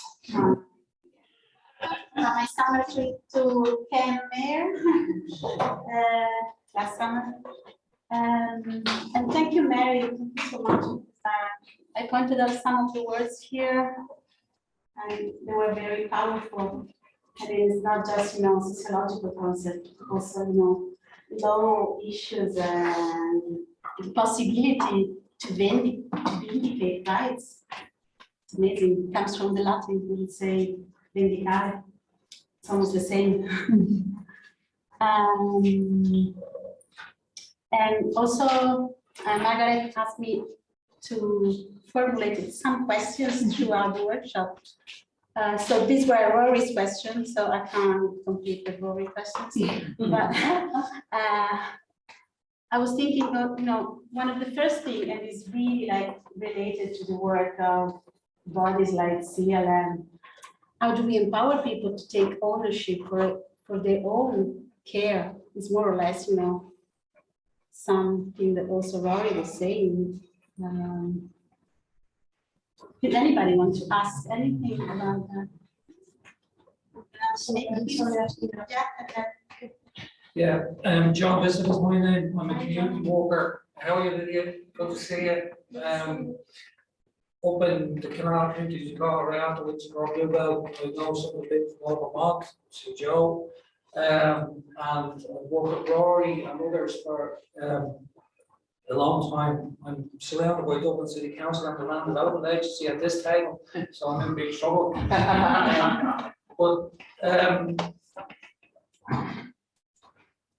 We've had loads of experience over many years, a number of us. So when Rory asked the questions and when Gary was speaking, if we're keeping score in the last 20 years, it's been a resounding failure, largely at loads of different levels. If the legal arguments get us somewhere, brilliant, but they haven't really got us anywhere, actually, right? They've got us some wins that the state has been given directions. but the state goes back to this idea that within the rights legislation, there's a clause called progressive realisation, and the state says we will progressively realise what you've asked us to do, and so on, right? So the state says we will put it on the long finger and whatever. So if you look around the city, so I think Charlemont Street is probably one of the best examples. Amazon's headquarters are now on Charlemont Street. Some people may see that as a win, right? But it's one of the testaments to the failures of everything that's happened in the city in the last 20, 25 years. If you look at Teresa's Gardens, there's a small amount of public housing and there's a good chance that most of the land will be sold or will enter into some strange hybrid relationship. I don't know whether the Land Development Agency have control of the rest of the land. I would argue with them vehemently that it should be used in the public interest and for public housing, and all of our sites should be used for that. If you look at Dolphin House, currently, Dolphin House officially started in 2014 after a long campaign by Can and people like Rory, and particularly the residents. Dolphin House has built 100 units in 8 years, right? 100 units, about 10 units a year, 12 units a year. And a housing association built 40 units for older people on the old football pitch. So if you go to Croke Villas, Dominic Street.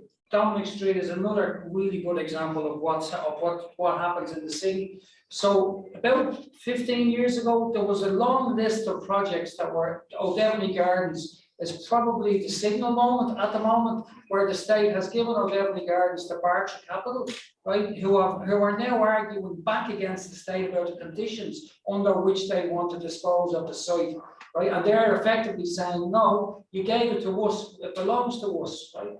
So we have a terrible legacy of the last 20 years. If my good best friend was here from Fairmont, Joe, he will probably argue that that's one of the great success stories of regeneration, right? One of the difficulties with Fairmont is that it was a PPP that eventually was paid for by the taxpayer, right? And we probably would argue over that too, right? But Elliott's who built the scheme went into NAM, and NAM then deposited effectively the scheme with the state, and so on. So, like when I hear Gail talking, and I met you at the ancient wedding a while ago, it's great to see you, that I worry about you, right? I am really worried, because if you look at the Dolphin House process, right, a lot of people invested their lives in saying we're up for it and so on, right? But the council, for whatever reasons, right, and I'll come back to Rory's question in a minute, right, because there's a neoliberal philosophy driving the big truck right through all of our housing policy, and has done for the past 25 years, which says it's not the state's role, it's the market, it's the market, it's the market. That's how we do housing. Let's reduce, and so on. So when the people of Oliver Bond is an optimism, I feel, right, I'm probably should be on lithium or something at this stage.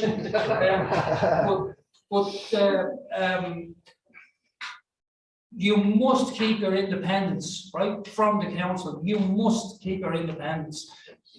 And those structures, be very, like, I'm blacklisted from a number of them, I would argue at this stage, because I argue the toss about the things that they've done, and the council, and Dahi is a fantastic guy, a friend of mine beside me works for council, but like in terms of the policy and the decisions, right, what it's done has been catastrophic in the city, and particularly in relation to the disposal of lands to the private sector. So that's still happening today. Right, that is still happening now. So there's a really good possibility that I might meet you in 10 years' time, we're all still around, and you might go, you know what, John, they built 100, they said the rest of the site was to be used to pay for some facility. So the argument with Dolphin House at the moment is that a section of the site will be sold to pay for the community facilities, and so on, right? And we've just had an argument in Michael's estate where the council, just before the plan went for the planning application, decided to say 91 of the units of the whole of the Michael's estate scheme is effectively to be a public scheme, 70% cost rental housing and 40% public, right? So that's the plan. That's a great plan, right, in many ways, but it may happen or it may not happen. We'll only believe it when we see it. So the kind of political economic frame within which the city of Kerr means you have to be ultra on your toes for the foreseeable future about how you're going to deal with all of the institutions, right? Because they haven't cared, right? If you look at Rory Special, no, they have not cared, right? The scoreboard says residents nil, city council nil, Liberal state 20, right? That's the score at the moment. Maybe Fataman's 1 or whatever, I don't know, but we should do a tour around the city, the secret regeneration tour we call it. And I think that's the thing, that for people to understand how that's going to work. Very well, Coach, thank you so much.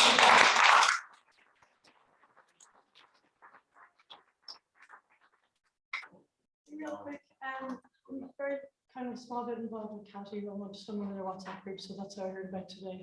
I'm just wondering, in terms of collective actions, I know we can't take, they call civic suits in America, or class action suits. I know we can't do that in Ireland, but has there been any kind of examples? I was at a talk in Liberty Hall, I think it's back in March, and they're giving loads of examples from England of rent strikes.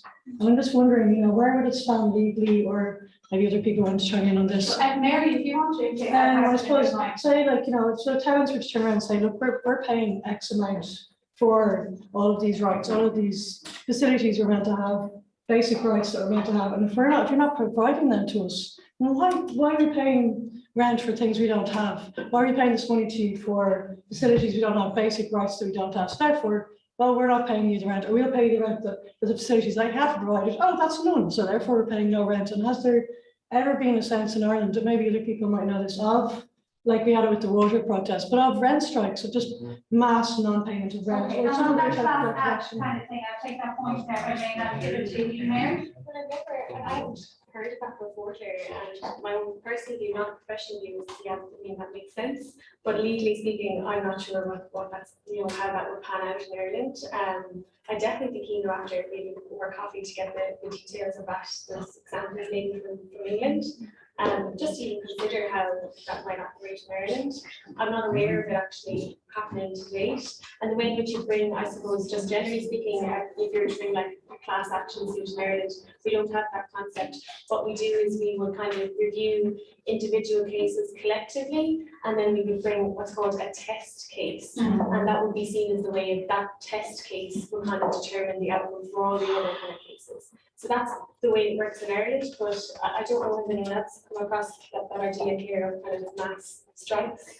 Thanks so much on that, Mary. And Lidia, you just want to weigh in on that particular point as well? Yeah, I don't know if this might apply in Ireland, in Irish law, but when I was working in Brooklyn, so they had these legal arrangements. So if the landlord was not fulfilling his duties, the tenants will just put their rents in a specific bank account, like freezing the rent, not in the pocket of the landlord. Yeah, there could be something maybe like that provision for people who are renting privately. Yeah, And just, yeah, I think there is some. Maybe it's a nice provocation. Yeah. We're all about that today. And so on that. 1970s, there was a rent strike in the 70s. People kept the rent, and they saved £1 million and something pounds in the rent. They put it all into a bank account. I'm going to put the two of you in the conversation over coffee, if I may, as well on that. And let's feed that back to the room the next time we come into the room. I think one last question, because I see caffeine levels grouping. I think listening to.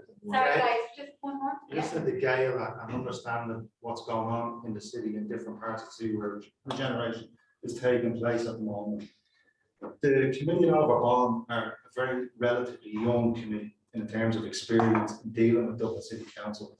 And I think it's not the positive thing to say, but it has to be said that it's okay to say stop with Dublin City Council. Give us yeah, but to take that a step forward, right? The Regeneration Board was foisted in on top of the Residents Association in Overbond, and that's the reality. It was a former City Council manager's decision to throw it in there instead of, without any real proper consultation or assessment or needs analysis of what the Residents Committee in Overbond House needed, right? Now, they've been battling against the toil of the Regeneration Board in the period of the last 12 months to come to terms with what they're going to deliver, what they're involved in, all the different pressures on them to deliver for the community of our bond house. At this stage, I'm hearing and I'm sensing, and it's not just in Bond House, it's in other areas across the city where regeneration is taking place, that Dublin City Council or people within Dublin City Council that have been seconded to these boards are not listening, right? Not listening to understand what the real feelings and emotions and the lived experience of people in the communities in this city are facing. And I think in order to rebalance what the residents are going through, they need to put the brakes on. Not to dismantle what's been done, but they need to put the brakes on in order to identify what their needs are, what supports they need, what direction they want to go in, what involvement they want in terms of how these 4-3 blocks are going to be developed and what the future process and stages will be going forward. But at the moment, for the likes of Tasha and everyone else involved, they are getting swamped with issues on regeneration. And it's happening, like they're not on their own. This is a common theme across the model regeneration and how they interact with Dublin City Council. I think, you know, it's okay to say stop, give us some breathing space here and let us look at let us see what's actually the wider picture going on here so we can make the best decisions for us and the other residents that we are there to represent in the years going forward and try to deliver something that the community can be happy with. But at the moment, because of the pressures and because of the way regeneration is being pushed through the city, as John has said, over the last 20, 40 years, different communities have just about survived regeneration in some places, and in other areas, the complete balls of it has been done to community. Anybody on the process that might want to comment? So we were very concerned about that, and we delivered a consultation on the plans the Dublin City Council had shared, and like every component plans we got, we tried to get information from what the community wanted and fed that back to Dublin City Council. So that kind of.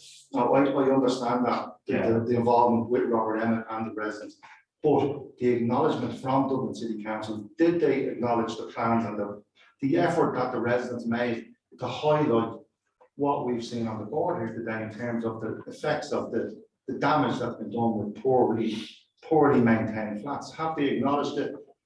Have they given a commitment and say, listen, we're fucking up here, we're sorry, you shouldn't have to deal with this in 2022. I don't think we're committed to making it better.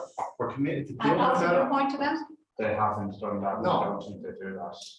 Okay, why not? just behind you, I just think Gail jump in on this. I was just going to say, we are in the process of doing that now, and with Maureen from CAMS there has delivered what's it called again? Sorry, my head's melted. In the F2 centre. The F2 centre, yeah, I just went in the other day and that project, but I mean, it is about kind of what happened the other day was that we had Dublin City Council and the Housing Department of Housing there, and tenant and residents and regeneration boards, and beginning to look at what's needed. And I think for me, because I only went in or placed someone on the day, so I wouldn't have the full information for this. But for me, what was great was that you have regeneration boards that's about 2 years old, and then you have some that's 21 years old. And at no point, we talk about collaboration, at no point has people sat down and say what we've learned and how we go forward.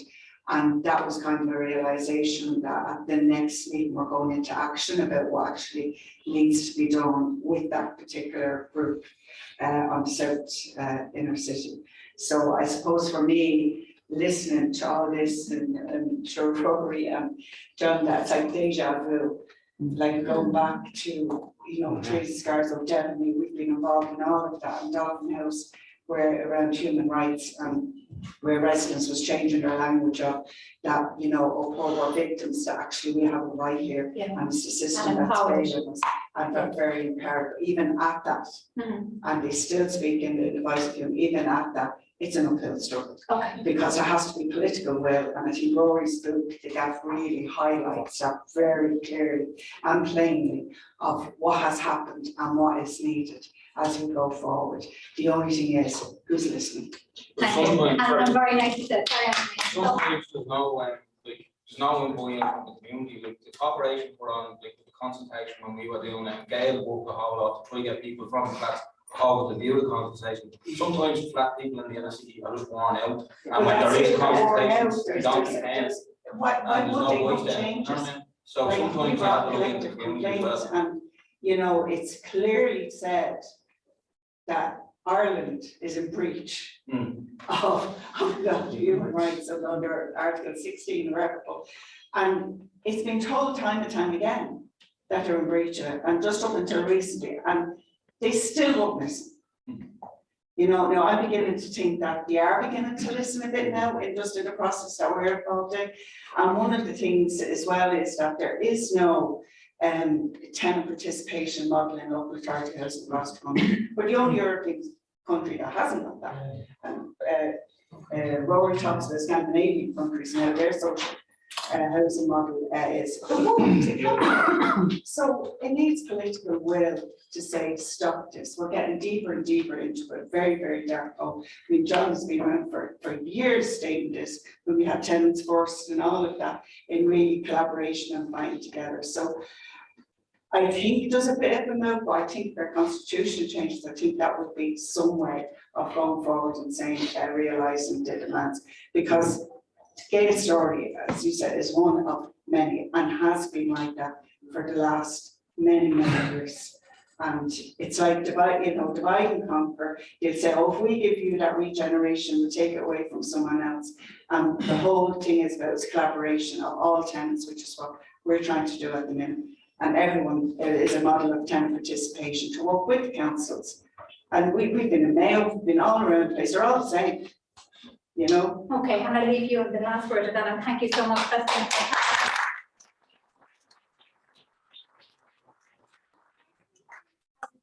The level of frustration in the room, I genuinely do.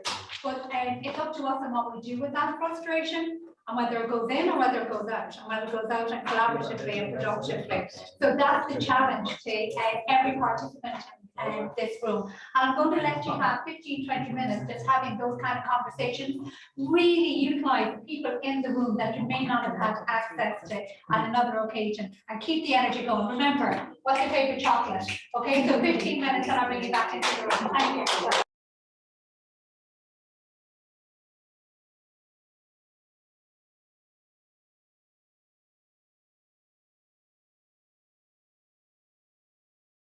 Going to invite Anthony up to talk to us on a social, one of the two social enterprises that he's involved with Robert Emmett, and the importance of team I'm Anthony, the project manager for our two social enterprises. One is beekeeping and the other is a tour business. And the core of the two social enterprises pretty much it's mental health and self-respect, and bringing a different narrative to the area we live in. We bring with the tour guide business, we bring people into Osborne to show them a different point of view of the flats, because we consistently get bad, irresponsible media when it comes to Osborne, and there's a lot of fear around the community. People look at it like if they come in, they're going to get immediately attacked. When it's not like that, it's a lovely place. There's a lot of, like, we bring tours in there, we have people coming and waving off the balconies. Everybody's really welcoming the strangers coming into the area when they're on the tour. So it gives people a whole different perception of what the community is, and it demystifies them for it. With the beekeeping, it's about mental health, it's about education, and it's about air quality within the city. We're working with Kendall Institute at the moment on digital hub design and monitors within our hives. We test the air quality within the hive. We test the honey to see what pollutants are going into the honey, and we also we monitor the sound of the hive as well to see if there's different sounds, because when the hives are stressed, you can make different sounds. And a big thing as well is access. It's having access to green space within the city and within the area. Dublin has the lowest amount of green space within Ireland. It has the highest concentration. It's the most densely populated part of Ireland. It's 65,000 people live in the Liberties. It has the highest concentration of unemployment. I mean, men and 35 are in the country. The lowest proportion of children going on the tour education in the country. So there's a lot to do around this area, and with our two social enterprises, we're trying to answer some of these questions because we're trying to offer people a different pathway, different opportunities, and a different way of looking at themselves, especially in the inner city. We bring the kids to see the bees regularly from the after school club, and it's had a big impact on them because most of the kids never tell you a lot about biodiversity and green space and how important it is to their mental health, where beforehand they never even thought about these things.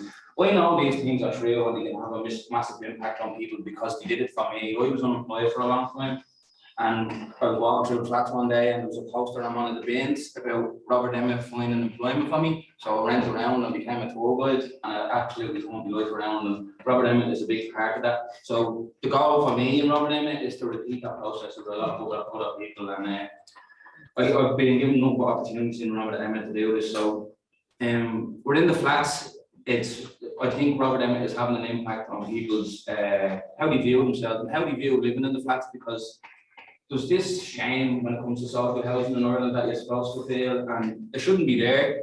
But anybody I've grown up with, anybody I know has this sort of shame. They're a little bit embarrassed where they came from, which is a really negative thing to walk around with your own mental health. Like, it's a horrible feeling to have to walk around and always feel a little bit less just because of where you live, you know.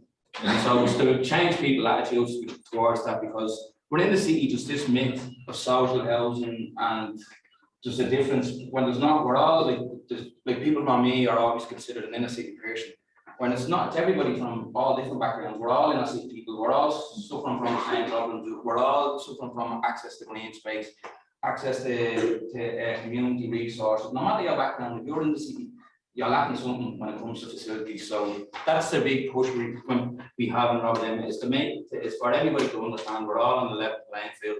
We're just looking at each other as the enemy at the moment. Like, the people in social housing are getting this, that means you're not getting that.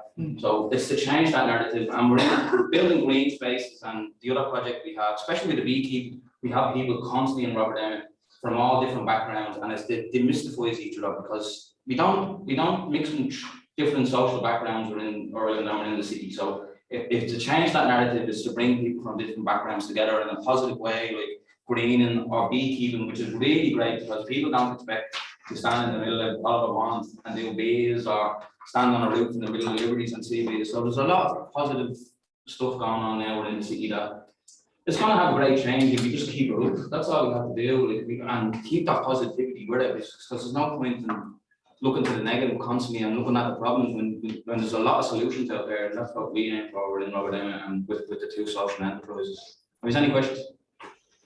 Just one, if a BI is stressed, what might that mean environmentally? It depends on it. There could be a lot of factors. It could be they're next to a high pollutant or a gas, or there's not enough forage in that area. Within the Dublin 8, the argument we're having, thanks to the bees, is that there's not enough forage, there's not enough green space in the area, so we can use the bees to sort of point out, listen, in this area they're filling up the hive, or they're getting all this different types of pollen, where in this area there's absolutely nothing. So there's a lot of arguments to make around like lack of foraging for the bees. Anthony, can we just say that we're so proud of you? Yeah.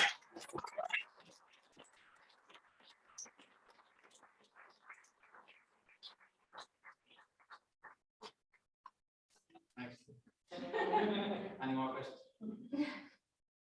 No? There you go.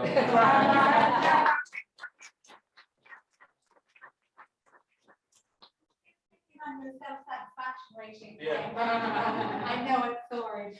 So great, and great to see you and have your voice in the room as always. And it's really important they work on the social enterprises and the importance of those two in particular. And so that kind of kicks us off nicely into the healthy air part of our discussion and the importance of it. And next up, we're going to have Jeffrey from Grassroots Community Air Quality Network. And really, Jeffrey is all about the engineering of clean air. So I know you're all very interested in what he has to say, and we're delighted that you could make it into the show.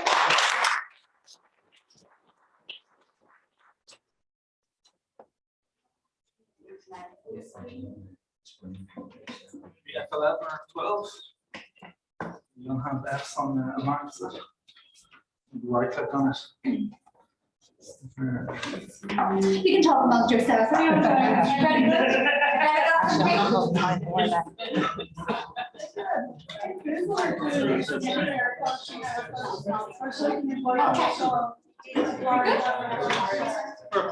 Not over so far, right?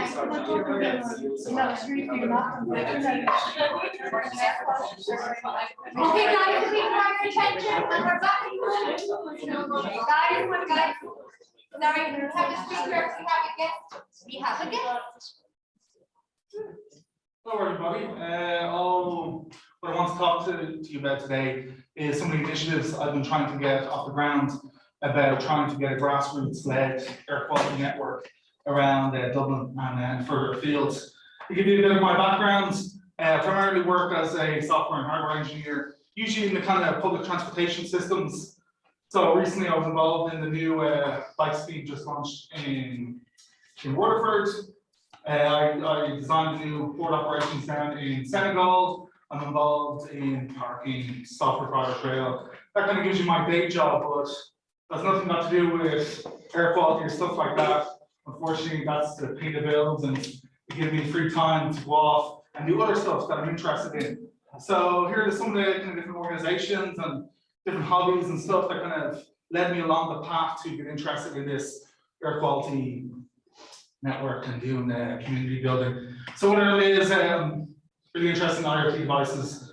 Picture on the right there is a weather station in my back garden there in Crumlin. So any sort of sensor, I try and measure it. What I do with the data is really the main point. It's about capturing it and having fun with this technology, demystifying it. I'm a big proponent of building the sensors, building the devices. I'm not really interested in buying IoT devices that you're locked into some corporation. You then send them their data, and then if they decide to end the service, you're left with a broken device and nothing that can be done with it. Some other things I'm interested a lot in is repair cafes. So we do them through the local hackerspace called TOG. So we bring in community repair events. So people bring in their broken items and we try and fix it. There's a llama that I fixed recently that then danced again. But, fixing. It's the repair shop. That sort of stuff, yeah. Other stuff, I'm involved in an education program at Engineers Ireland, and then I run a festival in Marion Square that's all about showcasing makers and making. So we get about 10,000 people each July, who then visit about 60 stalls for people from, net makers, robots, people doing experiments with jellyfish. So we're going to have a kind of good eclectic mix. That kind of gives you the idea of the communities that I tend to work in and spend a spare time doing. So, air pollution. I'm not an expert in air pollution. This is a lovely graph that I took from Clean Air Day that was run in the UK last year. You can see on the screen all the kind of common areas that pollution. We all know fireplaces, heating is a big source of pollution. Transportation is a big source of air pollution. Agriculture, cows, our obsession with eating beef, all those sorts of things can have an impact on our environments. Where I kind of mainly focused on is the outdoor air quality. It's kind of the area that I got started in and kind of developed that as a starting point for people getting interested in environmentalism and those sorts of things. So the government already run an air quality network, and I'll get into the reasons why I got involved in trying to set up another one. But that's all done through airquality.ie. The EPA, I think the last time I checked, had about 40 different sites. 5 years ago, we only had 20. These sites, official air quality sites, cost between about 5,000 and 10,000 euros to set up. On this website, you can see their sites, which are the national ones. You can also see Dublin City Council's ones are shown on the screen as well. But the density isn't there. The problem with this sensor network is that it doesn't have the density to identify local pollution sources. Like the idling cars that are outside the school, unfortunately, are everyone dropping them off. Or the winter fuel, burning solid fuel, and as smokeless fuel ban doesn't really work that well, because people still get access to smoky fuels in different areas. So this kind of network doesn't really capture those. So a couple of years ago, it happened on Twitter. Someone asked, could anyone help this lady build an air quality sensor? So I got, I saw it, I said, oh, I'll give you a hand. It was part of this German project about building local grassroots air quality network. So the network is called Sensor.community. It's about people building, taking ownership of their own sensor, understanding what goes into a sensor, and then minding it, putting it outside their house, you know, on the railing, lots of different places people put the sensors. I have one up here that you can come up and look at the end at the coffee session or something, so you can see what an actual sensor is when you put it up on your wall. But it's about having this open source idea behind the sensors. It's about having public ownership over the data that it collects. So this network around the world, there is about, at the moment, about 20,000 sensors. When I started about 4 years ago, there was none in Ireland. There's about 60 or 70 up at the moment. You can definitely see in different hotspots where I've done events or a local community has then built up afterwards. So we did one in the other building for the Liberties Festivals. We had another 10 people or so build sensors. So these kind of events and community building aspects get people in to build their own sensors, learn more about air quality, learn a bit more about kind of these IoT devices, so the devices, the internet, to store the data and to correlate it between the multiple devices. So we'll jump into what's inside of it. So on the side, your right hand side, is the sensor itself. So these sensors approximately cost about €50 to make. They're not the same as the one that's in your EPA brilliant €10,000 air quality sensing station. These are consumer grade, you know, equipment. You're not going to get your calibration cert or get them recalibrated every year. The reason why these work is the network effect. You have lots of people in a reasonably close environment. So if one of the sensors is throwing out off readings or is malfunctioning, then we can easily tell by the network effect that that sensor isn't working, and there's alerting systems within the platform to alert the owner of a sensor that it's out of kilter with the rest of them in the area. So that's why these consumer-based hardware works. So it's a little sensor, it sucks in a sample of the air every 3 minutes, it fires a light through it, and then on the other side it detects how much light has come in, and based on that, we're able to say how much pollution is in the air. These sensors can tell you what type of pollution it is, you know, what the CO2 level is. These are here to tell you the level of pollution in the air. It doesn't break down the constituent parts of it. That's more the higher quality EPA sensor stations. They'll give you that sort of reading. This is more about understanding. On these sensors, you'll clearly see in winter, when people get home, they turn on their home heating, you'll see a huge spike in pollution levels. On some days, depends, like if someone's close to a major road, you'll see the commuting peaks up and down in their data of where the pollutions come from. So these are great for local activism, local communities, finding out what pollution sources are in their area. Is it a particular time of day issue? Is it a time of year issue? So these kind of really are useful that way. And because it's all open source, people have remixed it to suit their needs. So I built one for wood dust, a special one in a wood workshop. So people can see, you know, dust in the air as they're using power tools. And people have built special ones for schools. So the ones I have here today, they don't have a display on it. To view the data, you have to go onto the website or look it up. You have ones that are made for public buildings, so they have a display on them. So people have a visual representation as they walk past of the different pollution. So these are some of the sensors in the wild. People pick all sorts of different things to put their sensor in. So the picture on your right there is a bit of plumbing tubing that someone has jammed two corners together, and that's how they made their case in that one. And then the other one here is from Aberdeen's 5 towns.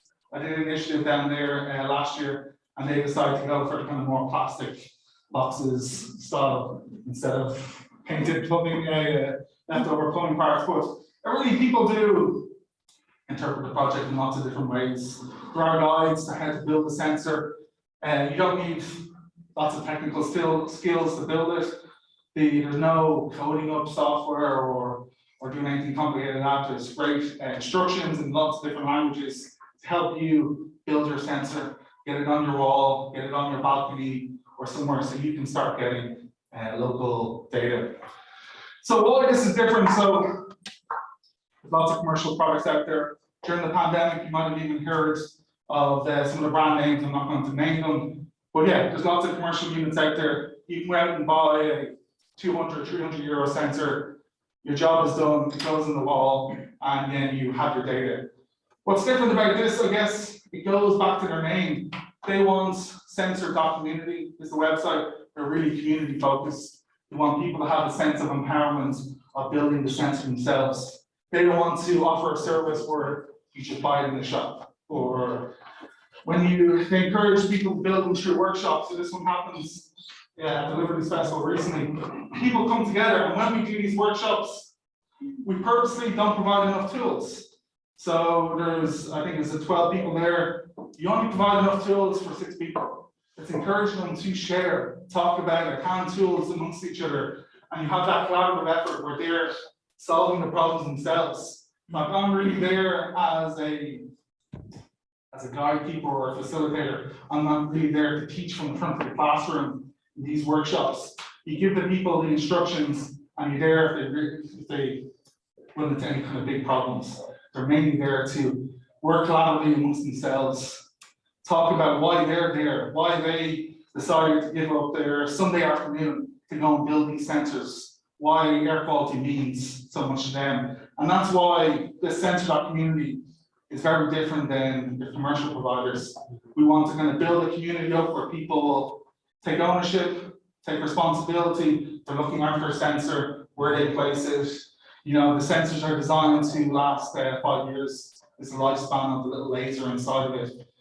So we're asking people to make a commitment when they're joining a network to not come to the workshop and it ends up sitting in their drawer for forever. We want people to put these on their houses. So I'll just talk a little bit about my local area and my experience. I live in Crumlin, just kind of off Sundrive Road, sort of on Clogher Road area. So this is I think it's from 1:30 till midnight. This is the pollution data that's coming into mine. So I think it was off the top of my head, is it the UN or the EU is 35, is the rating average over 24 hours is going to be below that for healthy air conditioning. So can anyone guess what day of the year this might be, where suddenly at about 7 o'clock, there's massive problems with air pollution? Going to wait. Halloween. So it's Halloween, yeah. So it was Halloween last year. So people go and throwing around the fireworks and lighting bonfires and that sort of stuff. And then the air pollution, then the air quality turns to trash. And I'm sure you feel it walking around your communities as well. You really feel it heavy in the air. So this data shows its clear impact of people's activities. And this is just one night, so if you, yeah, it was raining last year. So hopefully we'll get rain this year. But you can see these sorts of trends. Like I've looked at other sensors. When you average it over like weekdays, you can definitely see the commuting peaks in air pollution. So that's going to give you the idea of what you can then do. Maybe you can take this data and then make your local community aware that there are downsides to burning a massive fire in our local fields, that maybe we might consider some other activities or something. So you can start empowering the people in their local community to use this data to then try and change their local citizens' minds, the local policymakers or whoever they can, with this sort of be empowered because you have data. You're not just saying that, oh, I think the air quality is bad. You're empowered by having some actual numbers behind you. I don't think we have time. On the website, there's, for the more academic people involved, there's comparisons between commercial sensors, these low-cost quality sensors, as various research papers. If you go to sensor.community, you can dive into all the academic papers and read about it. I tend to try and skip it and just look at the verb at the start of it. So if you're interested in building your own sensors, go to sensor.community. You can buy the parts directly. There's plenty of guides to follow. And if you run into any troubles building a sensor, you can certainly drop me an email or hop along at the end and you can have a look at what's in a sensor here. Thank you.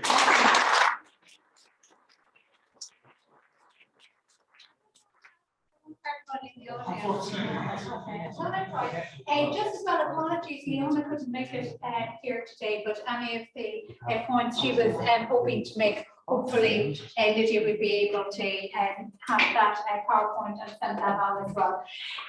So very interesting, thank you very much. And as we say, data is really important. You can use it for influencing policy, benchmarking, and so on and so forth. So thank you so much for that. So our final presenter, Kevin, your patience knows no bounds. Kevin Credit is the assistant professor at the New University. I want to get this part right now. National Centre for Geocomputation at the New University Social Science Institute. So Kevin, you're very welcome. Kevin is going to speak to us while he sets up there on the power of open data for healthier homes and neighbourhoods. So he's moved from Kansas to Ireland because we're so much more chilled here. And he's an avid soccer player. So there's no place like home. There's no place like home. I'll put the red shirt on the next one. Yeah, I just want to say that I had a very interesting conversation a couple of weeks ago in Milan, Dublin or something with Kevin. And I was kind of coaching him, about, yeah, I am an academic and, but, I used to work in planning and things and, how to have like more like divulgative style of communication. And, it was actually very interesting because I am the qualitative person and he's more like data wise and he uses like GIS, which is going to explain everything that I can't at the moment. And I think this kind of mixing methods is not just academic, but again, thinking about doing research in a community, you really need both competencies. And it says, I would never do what you do, it's very time consuming. It said that, but it makes me happy. So I hope your presentation will be very effective. Thank you. Thank you. Thanks, Lydia, for having me. As we said, I am a quantitative geographer, so a spatial data scientist. I did work as an urban planner when I graduated. So I have my master's in urban planning. I am from Kansas. I worked in a small town in Kansas called Manhattan. Whenever I say like I worked as a city planner in Manhattan, people are really excited. But still very interesting. So I am a little out of practice of the community discourse, but I think something that is interesting about the talk that I did, hopefully, but also important for researchers and academics, and also obviously for people who work with quantitative data. Oftentimes we are kind of siloed in the research institute, and in order for what we do to have impact, we have to have conversations like this. So that's hopefully something that I'll come across in this talk. But in general, I'm just going to speak kind of relatively high level about open data and maybe a little bit more broadly. We've been speaking a lot about this particular neighborhood, which I do live in Dublin, so this has also been an extremely interesting learning experience for me. We moved just under 2 years ago. So anyway, I'm going to talk maybe a little bit more broadly, healthier homes and neighborhoods. I do a lot of research. It's kind of more neighborhood, more spatially focused, but there are a lot of overlaps, obviously, with what we're talking about, and a lot of overlaps actually with what Jeffrey was just talking about. So really nice and super interesting discussion of the sensors. Okay, so just really briefly, hopefully I don't spend too much time, but we'll just talk about what open data is, why it's important, and then how we can use it to make healthier homes and neighborhoods with a few examples, a couple of research projects that I've worked on, and other examples actually of open or citizen science data, in the Dublin context. And then just a short discussion about what we were just talking about, which is kind of taking this data out of the academic realm and using it in communities to actually make a real impact. And there are kind of various roles that open data providers, researchers, and citizens can kind of play in that process. And then I have a couple, discussion questions, which if we have time, we can dive into.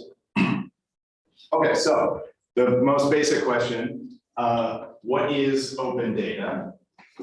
Which I don't know, does anyone, do we want to respond or? I'll give you the answer. Yeah. My favorite thing is to stand at the front of the class, waiting for a response. So basically, open data is data that's freely available for anyone to access, download, use, redistribute, repurpose, which sounds relatively straightforward. It's actually becomes really important component, this idea of accessing, downloading, redistributing, right? I think probably at some level we've all run into a case where we wanted to access the data or the ability to do something with our own data, perhaps, that wasn't allowed. We talked about kind of the issue of private companies owning a lot of this data. Governments oftentimes have this data and are maybe not providing it openly so that we can all benefit from it. So, and even some of the examples here that I'll give as open data, it still maybe, it's kind of like the censor discussion, still maybe a question how open it actually is. So obviously it's something we kind of continually working towards.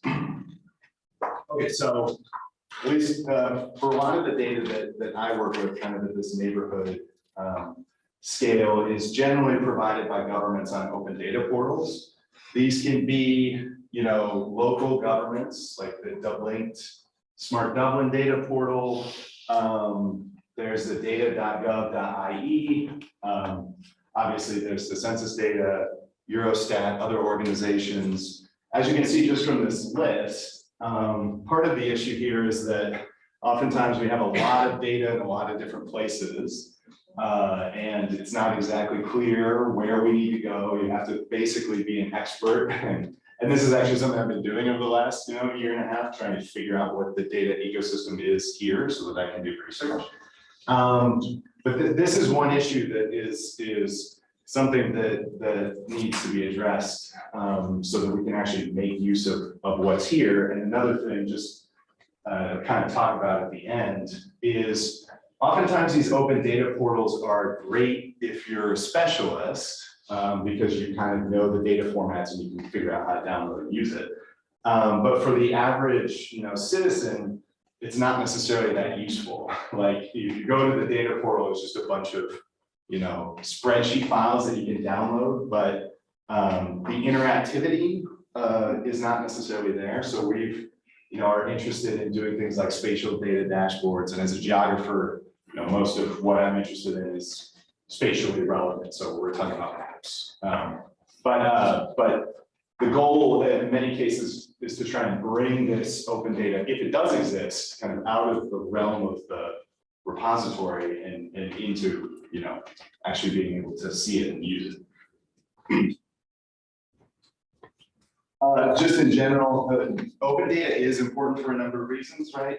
I think we've talked a fair amount about this idea of, having residents have power, have the average citizen have power, and democratizing knowledge is a big, value that open data can provide, right? As we were Jeffrey was talking about with the sensors, it's one thing to have government or private company have access to the information, but when individual people are creating the data, then you can actually respond to conditions in your neighborhood, help push policymakers, et cetera. So that's a huge importance of open data. It also allows researchers to study, evolving conditions, to monitor the relationships, to kind of, obviously publish on some of these things that like the health and environment, I'll talk about a little bit more. Some of these, evolving areas of scientific knowledge, like how do things like air quality influence your health outcomes? We need the data, obviously, to be able to study that. There's an interesting website I got this graphic from. It's like the European Open Data, basically institution or organization. And they also mentioned that even for public government bodies, providing open data can have benefits because it can reduce, the costs of social service provision in some cases. So this link here was a study from the Netherlands, or a case study where they started providing open data on I think, street works and potholes and that kind of thing. And it reduced their total number of citizen inquiries because the citizens can just go look it up on their own or make a complaint through an online portal. And their economic benefits, because I'm gonna kill myself. No, their economic benefits, obviously businesses can also benefit from this data, and theoretically, if we all are more informed, then we can make better decisions. Okay, so in terms of specifically this idea of health and using open data to make healthier homes and neighborhoods, we've been talking about these kind of connections all afternoon, but just to kind of summarize, there's a large and growing body of research that healthy outcomes are connected to your everyday surrounding, your environment, obviously, right? And I said lifestyle choices, but these lifestyle choices oftentimes are kind of framed or directed by the way your environment is designed, right? So air quality can lead to, negative health outcomes like asthma and lung cancer. Some of these things can be very, very spatially localized as well, because the pattern of air quality can be very localized. We talked a little bit about urban green space and trees. These offer tons of benefits, kind of physical benefits like mitigating flooding, reducing the urban heat island, and even on the economic side, increasing the aesthetic value, but also property values, but also the mental health benefits as well. And then a lot of my research is kind of around active transportation and public transit. And so something that I've studied pretty extensively is how kind of the provision of, things like walking and cycling infrastructure lead to better health outcomes as well. So the idea here in connecting it to open data, a small number of key metrics can help to reveal, at least at the very basic process, we don't know what we don't know, right? So if we can collect data on this, or if the data that is collected on this is made openly available, then we can start to understand where people are facing challenges and start to hopefully address them. But again, as I mentioned, oftentimes either the data don't exist or they're distributed across various agencies without kind of a clear scope of how to combine them to make actual decisions. Okay, so I just thought I'd touch on a couple different examples. Like I said, a few things that I've done research on, a few other examples of open data. I'm really interested in so this Clean Air Together project, I think it's not clear whether it's still continuing, but this was a citizen science. It's continuing court. I want to go sensitive. Nice, yeah, we should talk more as well, because I'm relatively new. But yeah, so the Clean Air Together project is a similar idea to what Jeffrey was talking about. Citizen science project where individual people have air quality sensors. As you can see, if you have a high density of sensors around the city, then you can actually pick up on those kind of fine-grained spatial trends. And one of the results, outcomes of this project was, as we were kind of saying, here the headline is 80% of Dublin air monitors exceed WHO limits for traffic-related pollution. So this is the kind of information that you can get, obviously, when you're collecting and providing this open data. And as an individual person, it's relatively easy to have one of these monitors on your home. Somewhat related project called WeCount, which I think is funded by the European Commission to collect basically traffic monitoring. I think they also have an air quality component. I was looking at the website in more detail, but they now have one, I think they started in Spain and then have added more additional case sites, of which Dublin is one. So I think it's still in its early stages in Dublin. But the idea here, I believe the sensor here is basically a camera, and it's collecting images of either vehicles or in some cases bikes and pedestrians to monitor kind of the traffic patterns in the area. And obviously vehicle traffic is highly tied to air quality as well, but this can also help you make kind of fine-grained planning decisions and kind of relate to some of those transportation inequities that we might encounter. Curio is another kind of open, citizen-led, or kind of volunteer geographic information database for tree mapping. And for Dublin specifically, there was, I believe, a UCD project a few years ago that contributed heavily. Basically, they used satellite images to map, to pick out the tree locations. Here I've zoomed in on Dublin 8, which, as we've been talking about, has one of the lowest kind of provisions of green space and tree mapping. But data like this, the individual trees can be highly useful in terms of identifying gaps, and hopefully making plans to mitigate those. And I have all the links to most of these things. So if you want the slides later, we provide the slides, if you're interested to go play around with this, definitely do. I thought I would put in just one research project that I worked on in Chicago. So I was at the University of Chicago before I came to Maynooth. So a lot of my research is focused on Chicago. But this is an example of using open data to study kind of inequalities in transportation access. So this is the city of Chicago, and basically I looked at the cost to travel from each neighborhood to every other neighborhood. And as it turns out, there are particular kind of inequities as you go through the city, basically because of the way that certain transportation infrastructure was not provided. So if you see, this is basically a map of the cycling. This is a map of the highest cost cycling routes. So basically where you would not cycle, where it's very difficult to cycle. And you can see that it's overlaid on the percentage of Black population, which obviously Chicago is a very segregated city historically, and continues to be segregated in kind of the way that infrastructure is developed. And you can kind of see that even in these pockets of, basically the whiter north side of the city, the small area where there's extremely limited cycling access is a small pocket of Black population. Right? So you can really identify these specific links between these kind of historical inequities that continue to persist and how infrastructure was developed. And there are a number of other, I have the table there, kind of the overall results, a number of other kind of interesting things. We were looking at how kind of the structure of the built environment fosters transportation by different modes as well.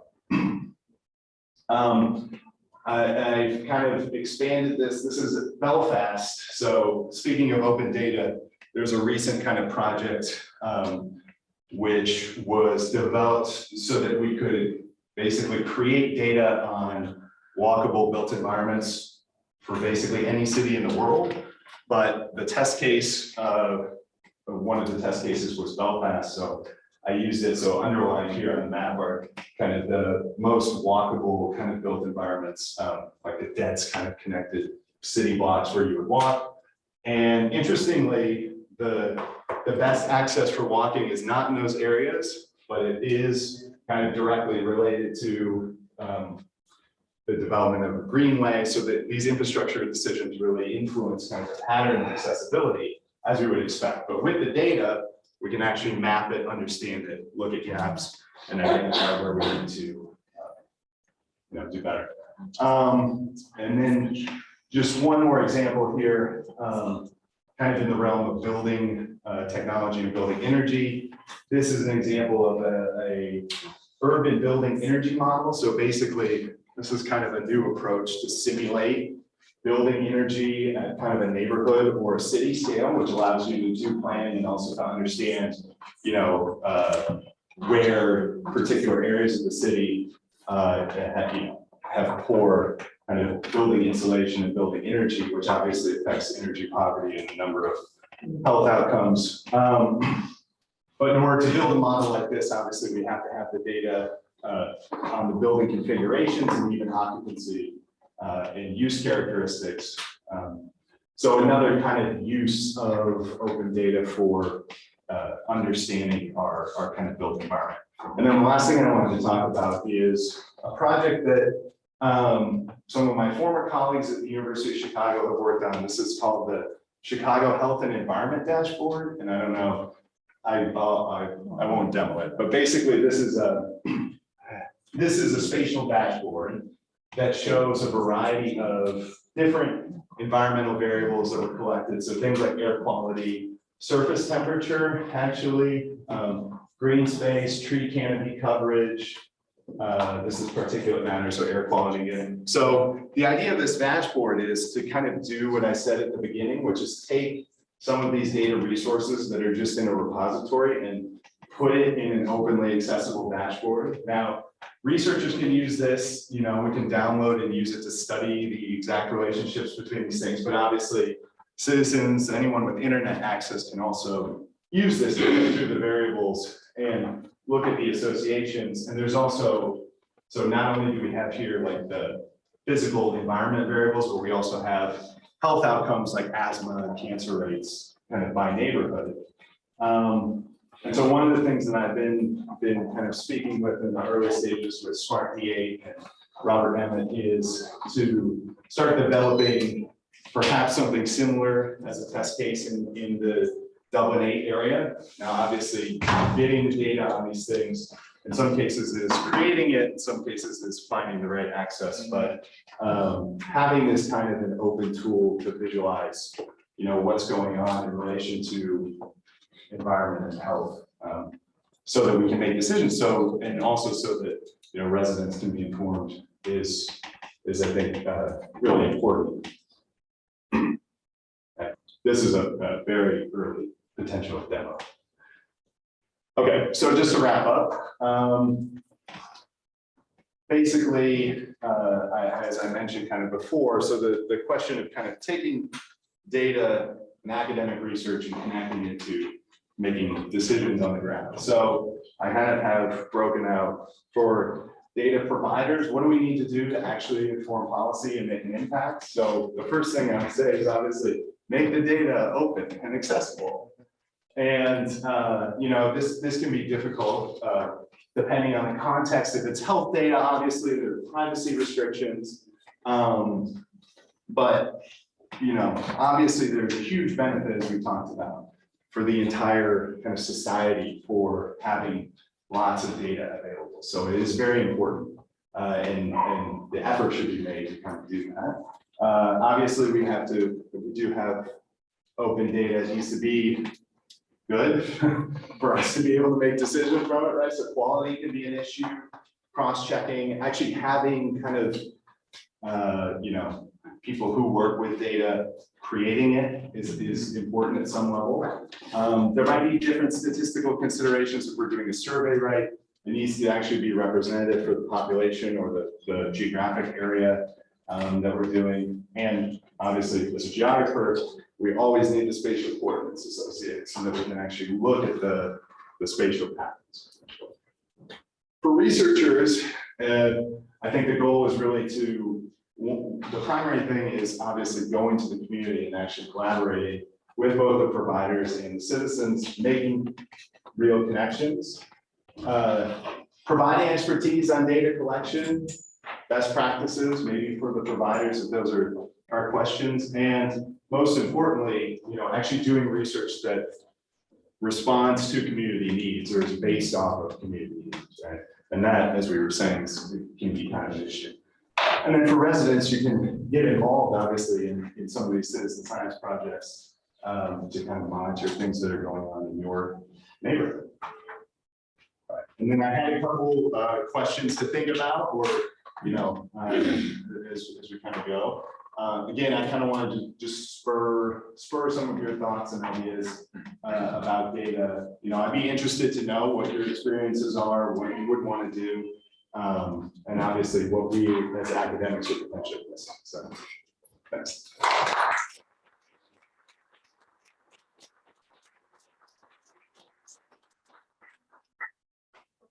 Thank you very much. Actually, one step here, and is there any questions actually for Kevin or Jeffrey on that? I know that methodology when it comes to research and technology are going hand in hand now. So is there any insight or any questions for our two speakers? Yeah, I have a quick one for Kevin. It's about the organisation Salesforce, for instance, right? So we know you're one of the biggest global harvesters of data. And I work in the community and voluntary sector, so more and more the dashboard is their dashboard, right? And we're giving them our data, young people's data, community data, and the state is being, like, I think they said they would employ 1,100 people in that building down there, the 3 Arena. So I'm just curious what your thinking is about it. Like, I see they employ about 40,000 people worldwide. And so they're like the JCB of data collection. Right. And the problem is for us, right? Like, it comes under the umbrella that we would call governance, right? In terms of new demands, more surveillance, more oversight, and so on, right? I'm just curious about them particularly, because that's the model that has been imported, for instance, into the sector, lock, stock, and barrel. Yeah, and obviously, like, this is a huge issue kind of globally, as we are all producing more and more data ourselves. Like, a lot of it is it's all being collected. We're not privy to the results of a lot of it, so it could be even like obviously your search history. Everyone's had the experience of when you say one thing for the first time and an ad pops up. That's because, like, your device's location and kind of browsing history is being correlated with where you're at, what stores you're near, in order to provide like targeted ads. So it's a huge issue. I think part of the idea of open data and open science is that, and hopefully coming from the academic sector, which is not as hopefully economically inclined, that we can build some of these open systems and kind of take back the ownership of that data and actually use it to make community-centered decisions. But it is, I mean, and the privacy and surveillance issues, it is obviously huge, and it's just going to become growing. So it's, there's not an easy answer, but yeah, definitely. And GDPR in this area? Yeah. Data? Yeah. Obviously, there are considerations you have to make with GDPR in terms of making open data. So that's obviously part of kind of the balance. Certain things have to be privatized as well, but that's also somewhat an evolving area, honestly. The legal. We're really putting you on the spot. Yeah, Another question over here. Not exactly my area. Yeah. Did somebody else?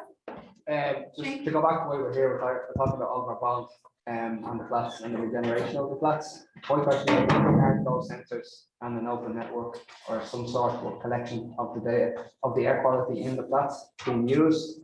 Then sensors test humidity and they also test temperature. These things affect mildew, affect mold. One of the studies that's on sensor communities thing talks about the combination between researchers like the high-end air quality sensors and the citizen science ones, the cheaper ones. It collects a better body of evidence. Look at what Lidia's collected with the survey and the ethnography of the stories of the people. You can have a quantitative and a qualitative body of evidence to present to the people who are responsible, the policymakers, to actually change things. My question is, why are they not being used? There has been a study in the air quality during the flats. We're out there, he's doing his thesis on it as well. So the residents group are making steps towards this, and there is studies going on the air quality, and it's not just about the facility, how the place is built, it's how people are living in it. This is really affecting the air quality. Yeah. So there is a lot of studies going on around. Yeah. So it's not as if it's not happening, Okay, thank you for that. Kevin, thank you so very much.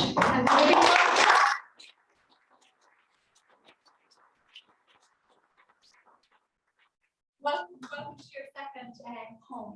So I'm going to hand over to Lidia in just 2 minutes, just to kind of go through. I'll just bring that back up again. Does that just come up like this? Just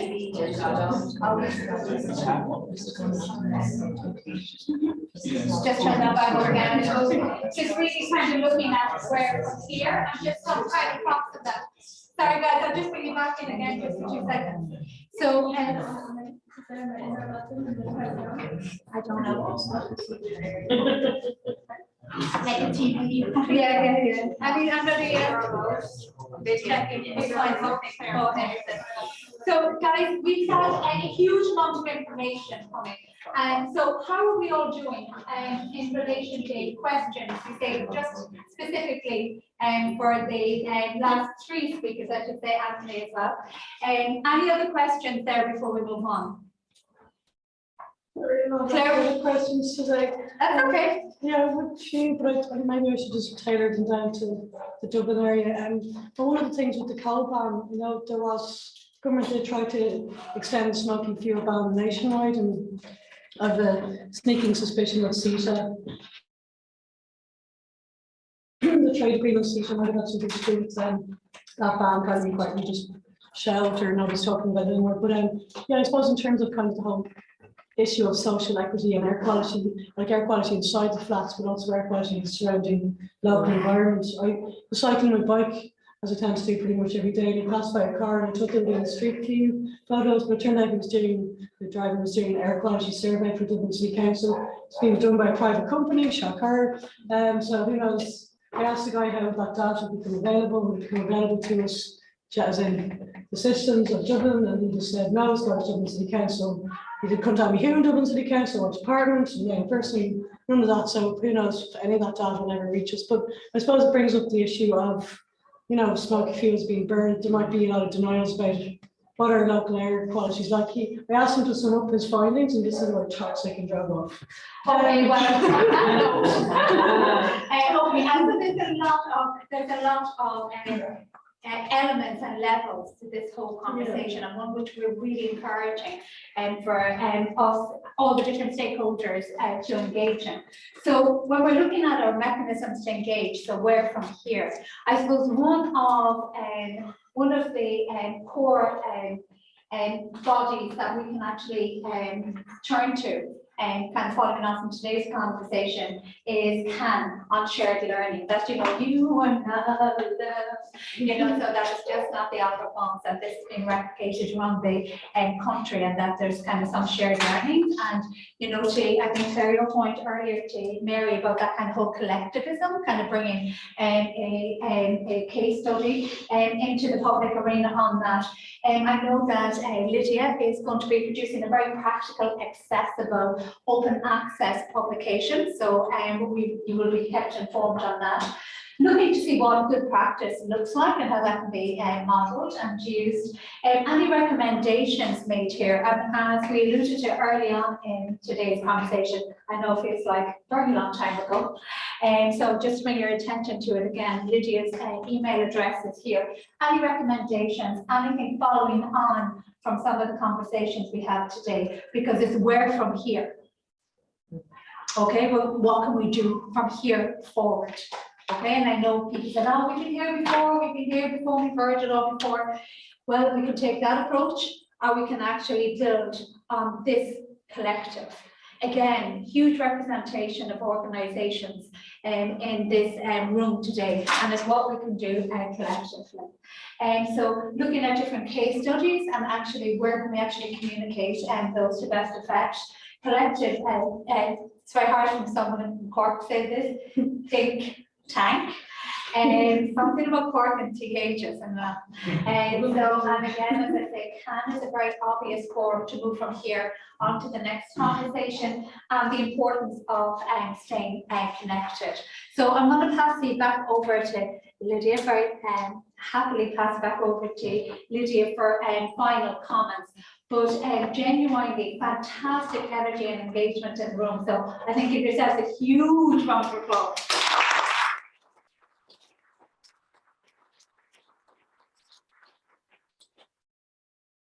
a huge responsibility. Sorry, need to, decomplexify all this afternoon. And the morning we had the students, and we're gonna have another day only with the students. I'm gonna borrow the words that usually Austin use. Change doesn't happen in a vacuum, right? Okay, so one step.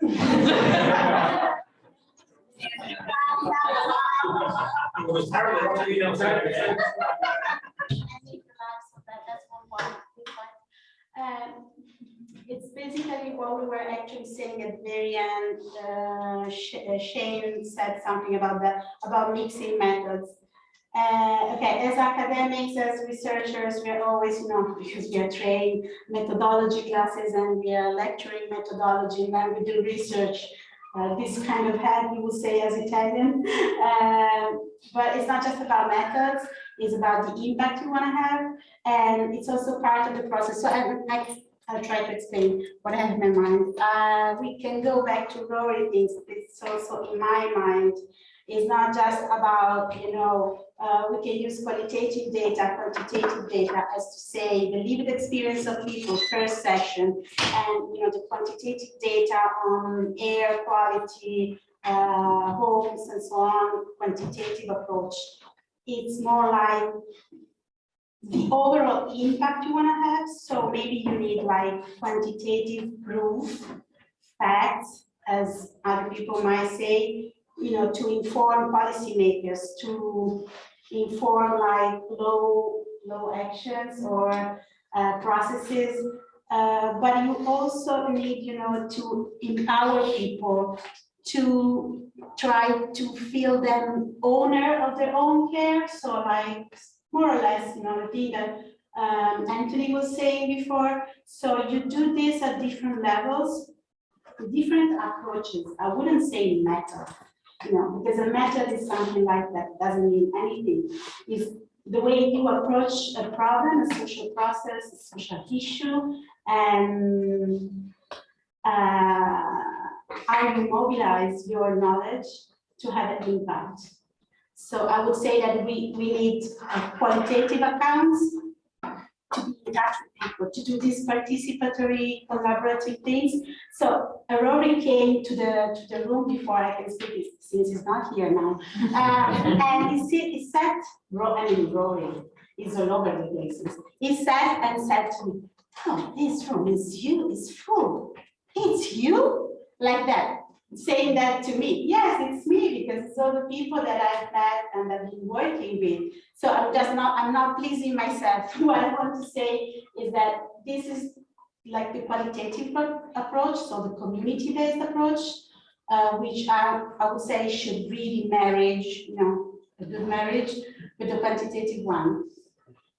I will leave the audience with a marriage metaphor. Are we good? Great. And do we just